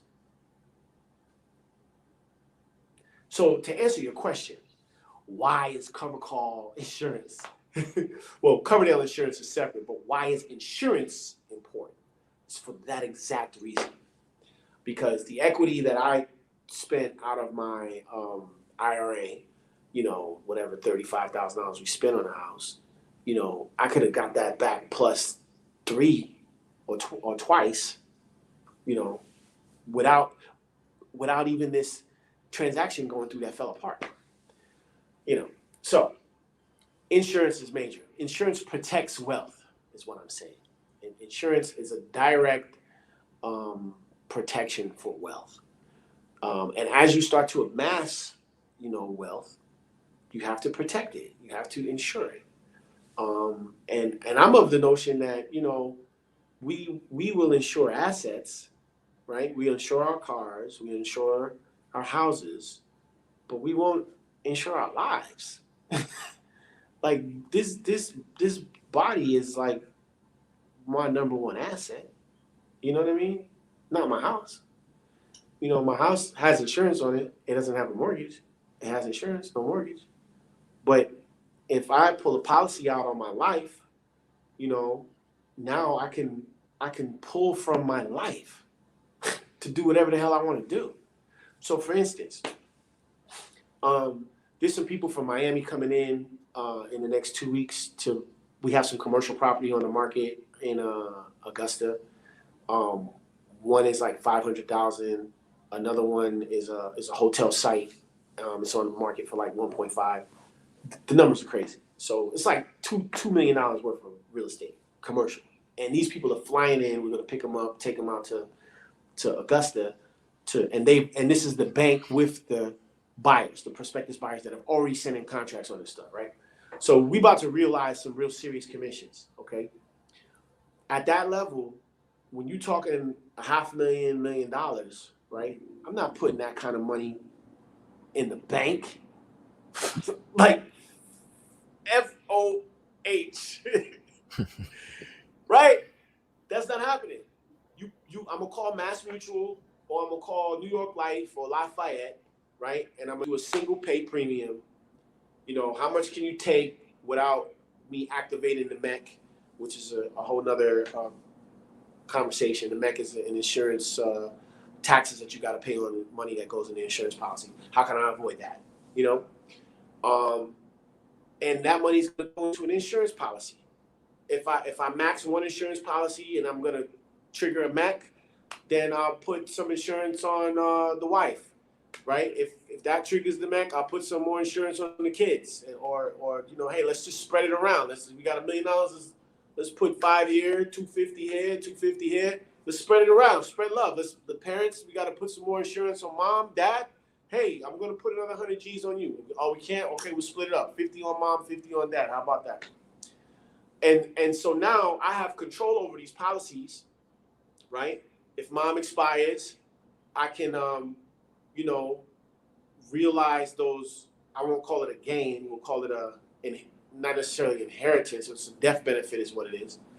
And my mom has dedicated 50 years of her life to education. She's real serious about education. Like she's one of the founders of the Upward Bound program. My mom wrote the grant to finance Upward Bound. Queens College Upward Bound program, 40 years, right? So I'm gonna take the what they call it, the death benefit, and put that on the kids' education, or start some type of foundation that, you know, keeps her work going in the future. So what I'm saying is, when we get into life insurance, right, that's legacy planning. That's a legacy conversation. You know, when we were doing Black Friday, and we were in Miami screening Black Friday at the Lyric Theater, everybody came out. I mean, it was crazy. Like the Trick Daddy Dollar and the people from Slip and Slide Records and the local radio station, Cedric from WERD 99 Jams, the mayor. I mean, New York Life was a sponsor. It was stupid. And so we screening this film Black Friday. We at the major theater in Overtown in Miami during this 2018 NABHOOD conference. And I never forget this. Bigwigs from New York Life, Eugene, and a couple other people, they was hosting the event. And this exact question came up about insurance. And so they asked me the question. It was like, yo, Dr. Anderson, you know, since you're one of the executive producers of the film, we want to ask your opinion on this matter. You know, what do you think about insurance? Same question you asked me. I was like, yo, you know what I think? I think New York Life, since y'all are sponsors, I think y'all need to tell the people about the Jewish benevolent program that y'all practice at New York Life, right? This is this backdoor information that I'm telling you, privileged financial information that we don't get as Black people. They give it to the Jewish people, practice this. We don't get it. This is in the Talmud, okay? These Jews get the oldest person in their family, the 80-year-old, like my mom's, and everybody, all the brothers and sisters get together and they put $250,000, $500,000, $1 million on the mom, on the grandma, on the matriarch of the family. And then they do that with the patriarch. And everybody pulls resources and they pay these premiums for 5, 10, 15 years until they expire. When they expire, the death benefit is paid And that money is used to benefit the children in buying a house, educating kids, starting businesses. Period. End of story. That is the normal course of business in Jewish benevolent law. It's in the Talmud, 27, 28 books, I'm told. That's what they practice. That's what they go to church and go to not the synagogue is what they go to, right? That's what they practice. We go into church, we giving the tithe every weekend, we not practicing. Oh Lord, give me the abundant life. Give me the blessing, Jesus, Jesus, Jesus. But ain't nobody practicing what that stuff's really about. So Right. insurance is major, man. We can't talk real estate and not talk legacy. They just don't coexist. But we start with real estate, but when we start talking about wealth, you're gonna hit on insurance. Right. You in an uncanny way just kind of opened the door for the last question. So when we think about these conversations that go on, a lot of times as Black people, we're kind of, I guess you could say, behind the curve because we don't understand the language of money or law. How important is that, and where can we learn more about the language of money and law? Yeah, money, I call it money leads, right? It's a language. But language is everything, man. Like when we started this conversation, we talked about the Cork Study and how, bona fide science says that our existence comes from a sound wave. And then I cross-referenced that in about 5 or 6 religious texts in the first chapter of each one of those books. It said that the Creator spoke in some type of different way of translation. When I went to Egypt, the next film project that we're working on is a film trailing Dr. Anthony Browder's findings in Africa, more specifically the Karakamun finds and how important and significant that is. When I sent the film crew out there at 15, we followed Dr. Browder for 3 weeks. We stayed out there for about a month. And we were in the Valley of the Kings in one of these Kemetic temples. Actually, we was in the Temple of Philae where we were. So we were a little bit south of Luxor. And so in this temple, Dr. Browder was like, yo, this was, I believe it was Theodosius was the last pharaoh. And the temple that we went in was the last Kemetic temple of all of the knowledge. They ordered this temple shut down. And we was on the Nile. I'll never forget this. We was on the Nile and we pulled up. We was on a felucca. We had to take a felucca boat to even get to the Temple of Philae. When we went through, the temple had this big, Osiris, on the walkway. And when we walked through, there was the Metanetor is what it's called. This is the ideograms and the hieroglyphs that were embedded in the rock. And so Dr. Browder is a genius, man. This dude is like modern day freaking Indiana Jones, in my opinion, right? So I'm like, yo, this is whatever we gotta do, we gotta film this dude. Don't take the camera off of him. And I'm like, yo, Doc, what does this stuff mean? Right? And what I learned was that Browder, as intelligent as he is, as studied as he is, as incredible as he is, he can't translate the Metanetor. Like, whoa. We got to call Charles Finch or somebody else. I don't even know if Dr. Finch can translate the Metanetor. Why is that important?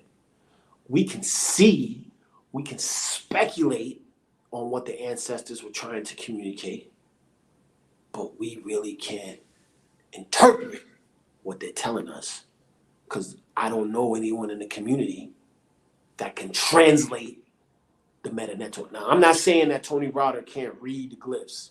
I'm not saying he can't find somebody that knows the glyphs. All I'm saying is at that time when we was there with the film crew, he couldn't translate it at that particular time.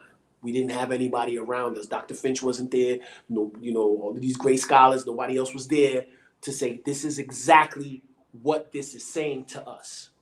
So why is that important? is critical, because the minute that we can't translate information into meaning, we're lost. We're done, right? And what this whole conversation is about is the translation and synthesizing of information. The same thing that's on the Metanetor that's in the Temple of Philae in Africa. We can go, we can get over there, we can film it. We got dragons and Sony Reds and black magic cameras on, ego batteries, that are powered by solar. But we can't read what the ancestors are telling us. Like, what the, you know what I'm saying? What are we doing?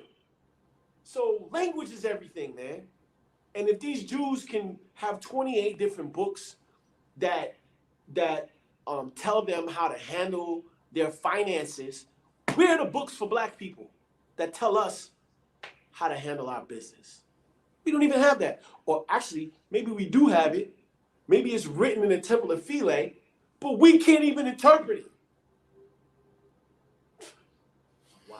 So the money leads and the legal leads, are there like books just written by Europeans or whoever, just to give us an idea of terminologies that we need to understand when investing? Yeah, so I'm into etymology, man. So like I gotta write a book of Ebonics because I be making up words and stuff. Like I was watching like Jesse Jackson when he would do his talks and he'd be making up words too. So I was like, yeah, I'm gonna do just like Jesse Jackson. I'm gonna start making up words. So money leaves, that's just like a word that I made up to explain this concept that we're dealing with right now. What I learned when I was going through my thing 20 years ago in the court systems, I had probably one of the longest court cases in the history of Georgia, because I was fighting for the right to have custody of my children. So I kind of was forced in. I'm not a lawyer, right? I didn't go to school for law, but I'm real good at code, man. I'm really good at code, especially real estate law, and more specifically, something called a quiet title action. Like I got super good at that. So in my world, I'm not a lawyer, right? But I got lawyers that work for me, and I got lawyers that pay me a lot of money to teach them about what I know, and because I've been practicing this niche part of law, not law, I won't say I'm practicing law, but I've been practicing real estate, and I have a really in-depth understanding of how to deal with quiet titles and encumbered title and all this type of stuff. So long and short, I've kind of got a specialized skill set that I've honed on for the past 15 years. So why is legalese important? Because in my world, if I'm buying encumbered title out of the courthouse and I got to clean it up to make it marketable to sell it, then I got to have supreme knowledge and understanding on how to morph encumbered title into marketable title. And I use the law to do that. The same system that's oppressing us, the same master that's sending us down the road for 40 and 50 years, the same master that's taking our houses, I'm going into that same dungeon and I'm practicing what we call alchemy. Please read The Alchemist if you understand where I'm going with this. And I'm taking some dirt and I'm turning the dirt into gold. And I'm using the same oppressor that takes equity away from us to do that. I'm literally going in front of that same master and I'm practicing alchemy, and then I'm taking that final product to the market and I'm getting all the equity that I can out of it. We're stripping equity. That's what we do for a living. So in order to do these things, we have to practice alchemy. And when we deal with alternative assets like we do, we can't just deal in cash. I had transactions go down where the Patel family has come up into my office with raw stones, and I've had to move raw stones to the Hasidic Jews in downtown Brooklyn to have them cut and then have them taken to the Gemological Institute of America and have them appraised. And they come in, appraisals coming in at $30 million, and I've had to ensure that with Lords of London and place them in safekeeping at the Sarasota Vault Depository, only to get a certificate to get financing on so Mr. Patel can buy a hotel. So I've become real good and real specific in alternative assets, understanding finance, understanding law. These are the key things that correlate to really successful transactions, especially high-level transactions, because people don't all deal with cash, man. Everybody don't deal with cash. You know, we've had people come and we've had to take possession of 100, you know, tons of August gold. Like, how the hell do you handle that transaction? You know, who's gonna assay that? You know, who's gonna take possession of that? You're gonna call Brinks to do that? They're gonna rob you. So when you get into these kinds of things, man, you gotta know, you gotta have some real information, and you gotta know how to move that and process that. And that's where legalese comes in. You know, that's where this alchemy comes in. You know, we're all alchemists, man. We all have been given our cards, and we all have to take whatever cards that we've been given and turn those cards into August gold. Right. August Are there any gold. books you could recommend? The Alchemist, it's a book. Okay. Literally. Like The Alchemist, I mean, shoot, let's go down the list. Why is The Alchemist important? Because it's talking about these things that we're discussing right now. You know, finance, the Power Zero, David McKnight. We talked about the Self-Directed Ira handbook. The homie's name is Matt Sorensen. Richard Deitch, the owner of Equity Trust Company. What is it called? The Real Estate IRA, the Self-Directed IRA is what it's called. Richard Deitch. George Fraser. I was told I'm giving too many books by white people. So George Fraser, Race for Success. Success runs in our race. That's you know, they're right there. Any book, autobiography of a black millionaire. Alonzo Herndon, A.G. Gaston, Madam C.J. Walker. You know, Thomas Churchill, first black real estate mogul, you know, out of Tennessee. There's the list goes on. But that H.M. Gartley, Profits in the Stock Market, yo, man, I read that book. It was over. Right. That's when my trading game enhanced. Oh, your boy Peter Navarro. If it's raining in Brazil, buy Starbucks. Big picture thinking, Peter Navarro. I mean, it's crazy, man. Like, I went to Peter Nygaard's house before all of this stuff popped off with him and this whole case or whatever. So I'm one of the founders of the Empowerment Radio Network, right? And at the time, Mr. Nygaard had a problem with Mr. Louis Bacon, another billionaire who lived in the island across from Nygaard Cay. So Nygaard owns a whole island in the Bahamas. I mean, this dude had major bread before his fall. And when we were starting the Empowerment Radio Network, I had just finished like my first or second transaction with these real estate tax lien certificates. We were just getting started. This was like 2012. And I had a little bit of bread in the bank. And I was traveling with Miss Bev and Minister Louis Farrakhan. We were sent for by Mr. Nygaard to help with getting the story out about Mr. Louis Bacon. They were beefing or whatever. And I guess Mr. Bacon threw a firebomb and burned down his house. And it was just a whole kind of media problems. And so they flew us down to kind of record this interaction between Louis Farrakhan and Mr. Nygaard, billionaire extraordinaire. And Miss Bev Smith was the mediator, was the interviewer in that, and I'm the founder of the network that Bev is syndicated on. So in the middle of the interview, my battery runs out and I had to change the battery. And Mr. Farrakhan goes, brother, what is your name?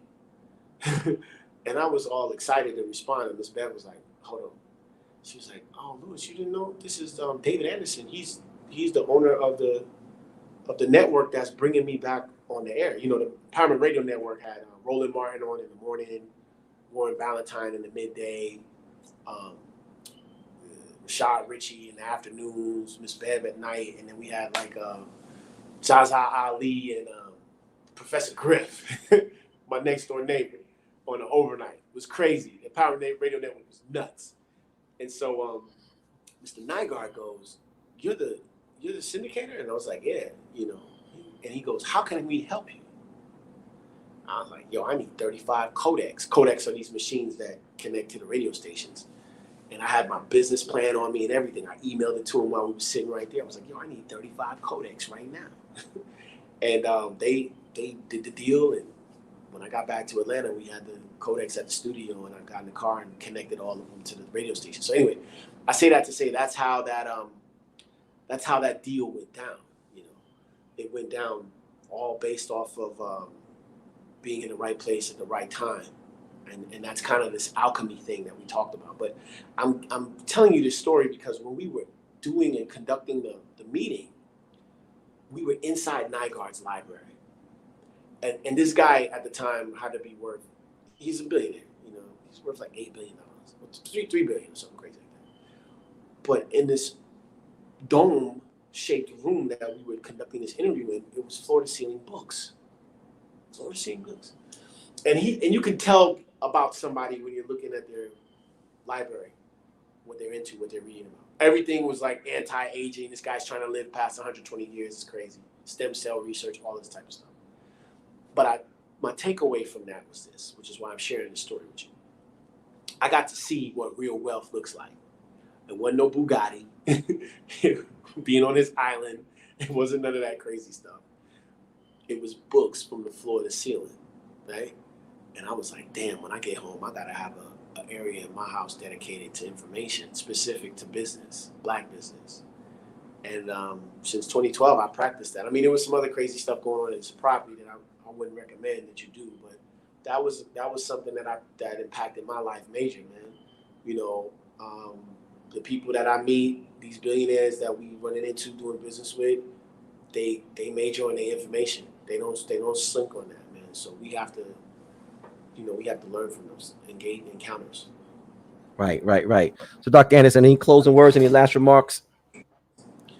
Nah, man, we've been going for we coming up on 3 hours. That's crazy. I gotta get something to eat. Yeah, I didn't realize it was going so long, but definitely a powerful discussion. Yo, so with that, crazy, if you, man, like this closing words, this was a dope experience, man. It's almost cathartic. And so I'm hoping my intention is that, you know, and this is not just to the people who are online right now, but this is to the people who learn about these strategies and learn about my body of work, you know, through the internet and all this other stuff. The intention is very clear. We're not knocking white folks. Some of my best friends are white.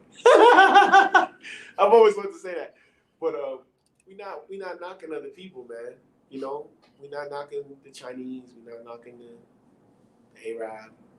We need to be about the business of what Ms. Bev called nation time. This is what I learned when we went to the Bahamas. Ms. Bev was like, David, it's nation time. And when we talk about nation time, when we talked earlier about these sovereign wealth funds, these are nations. Nations. We spend as much money as nations have in the reserves for retirement. Please go to sleep on that. $1.4 trillion is our annual spend as African Americans. The Sovereign Wealth Fund of Norway, please look this up. Google this. Sovereign Wealth Fund Norway, $1.3 billion. Norwegian Sovereign Wealth Fund. That's unacceptable. So we have to invest. We have to put some money in these IRAs. My job don't have no IRA, Dr. Anderson. Create one. Stop this nonsense, right? Oh, I want to be an entrepreneur, Dr. Anderson, but I can't leave my job because I don't want to lose my health benefit. Come on, man. Get an HSA account. Stop it, right? Create your own insurance. We have our own insurance, right? We were able to maintain insurance payments throughout the pandemic for all employees. Stop the madness. Like, that's one deal. Come on, man. Do one deal, put it in an account, pay the people. Stop it. So we've been able in this conversation to outline, what the solutions are for these things that have trapped us in our minds mentally, financially. We have to break out of that. We have to break out of those chains. We don't need mortgages. We don't need car notes. We don't need student loans. We don't need credit. Like, come on, I've never used that. I've used it, but I've never used it in business. We've been able to raise money privately and be able to do our deals. Like SBA is not, my deals are not contingent on SBA. So we have to stop this thinking. We have to understand what the alternative markets are. We have to start practicing private money and private equity and self-directed IRA. We have to practice this stuff until we can get in a position to have actual assets. And then we can go play the Bitcoin game. And it's that simple, So right. I'm available. I'm here. You can listen to us every Wednesday night. They put it on the lower thirds, running on the HAPI Talk, the realestategroup.partners.com. That's the business. If you want to do some business with us, you can go there. Invest Wednesday is our outreach. That's every Wednesday night. It's similar to what we're doing right here. We didn't do Wealth Wednesday this past weekend because we're redoing the studio. We're going to start back up in the next couple of weeks. But we're on our 4th installment of a 13-week. We have 4 13-week episodes already cut online. I mean, come on, of this kind of level of information. So, our prayer for you guys is that the Creator let me correct myself. The Creator has already sent to you guys everything that we need to be successful. He's already blessed us with that. He's given us land. Like, God ain't making no more land. Come on, man.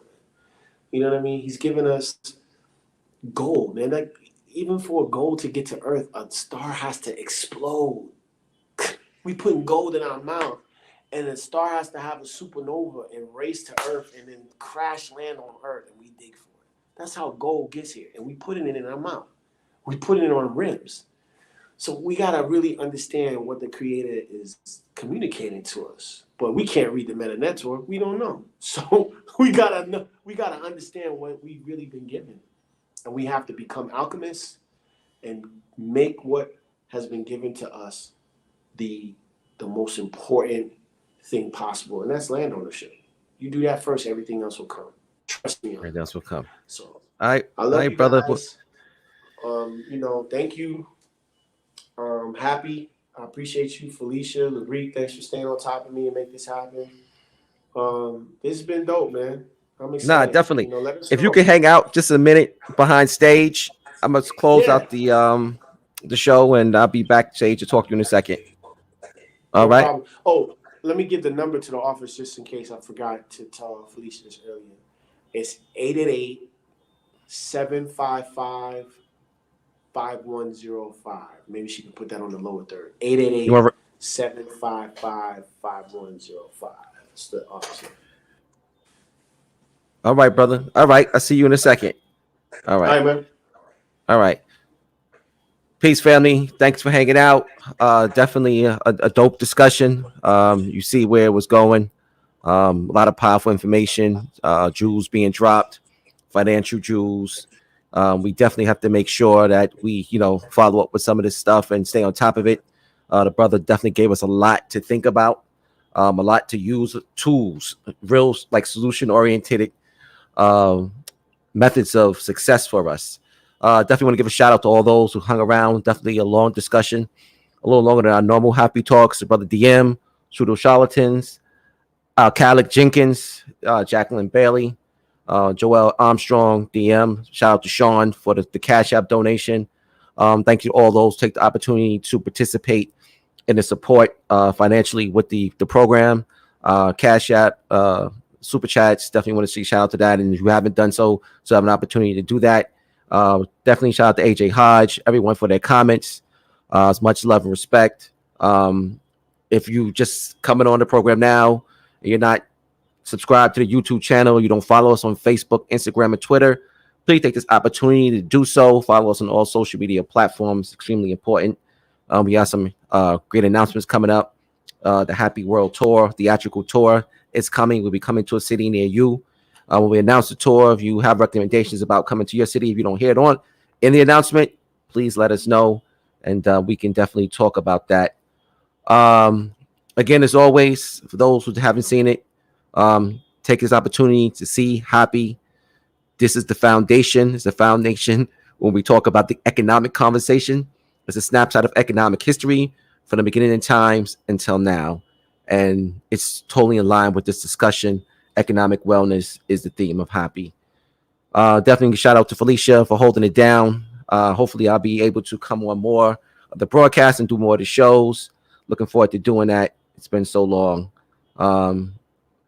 But about that, family, just want to just say thank you for being a part of this tonight, and look forward to speaking to you next time or seeing you next time. Oh, want to make an announcement. Our next show, July 15th, is a special dear friend of mine's, an elder, Camille Yarbrough. She's been a pioneer in this community for a long time, artist, activist, actor, tremendous resume. She'll be here on July 15th. So definitely want to make sure we subscribe and tune into that discussion. It's going to be a powerful discussion as always. All right, family, just want to say thank you for showing up tonight, and good night. Peace. I don't know what we can talk about in this nation without talking about white superiority, honestly. Who defines the meaning of God also defines the relationship between economy and God. African Americans spent $1.3 trillion last year, making us the 16th wealthiest nation in the world. Why have we not turned those riches into wealth to develop our community?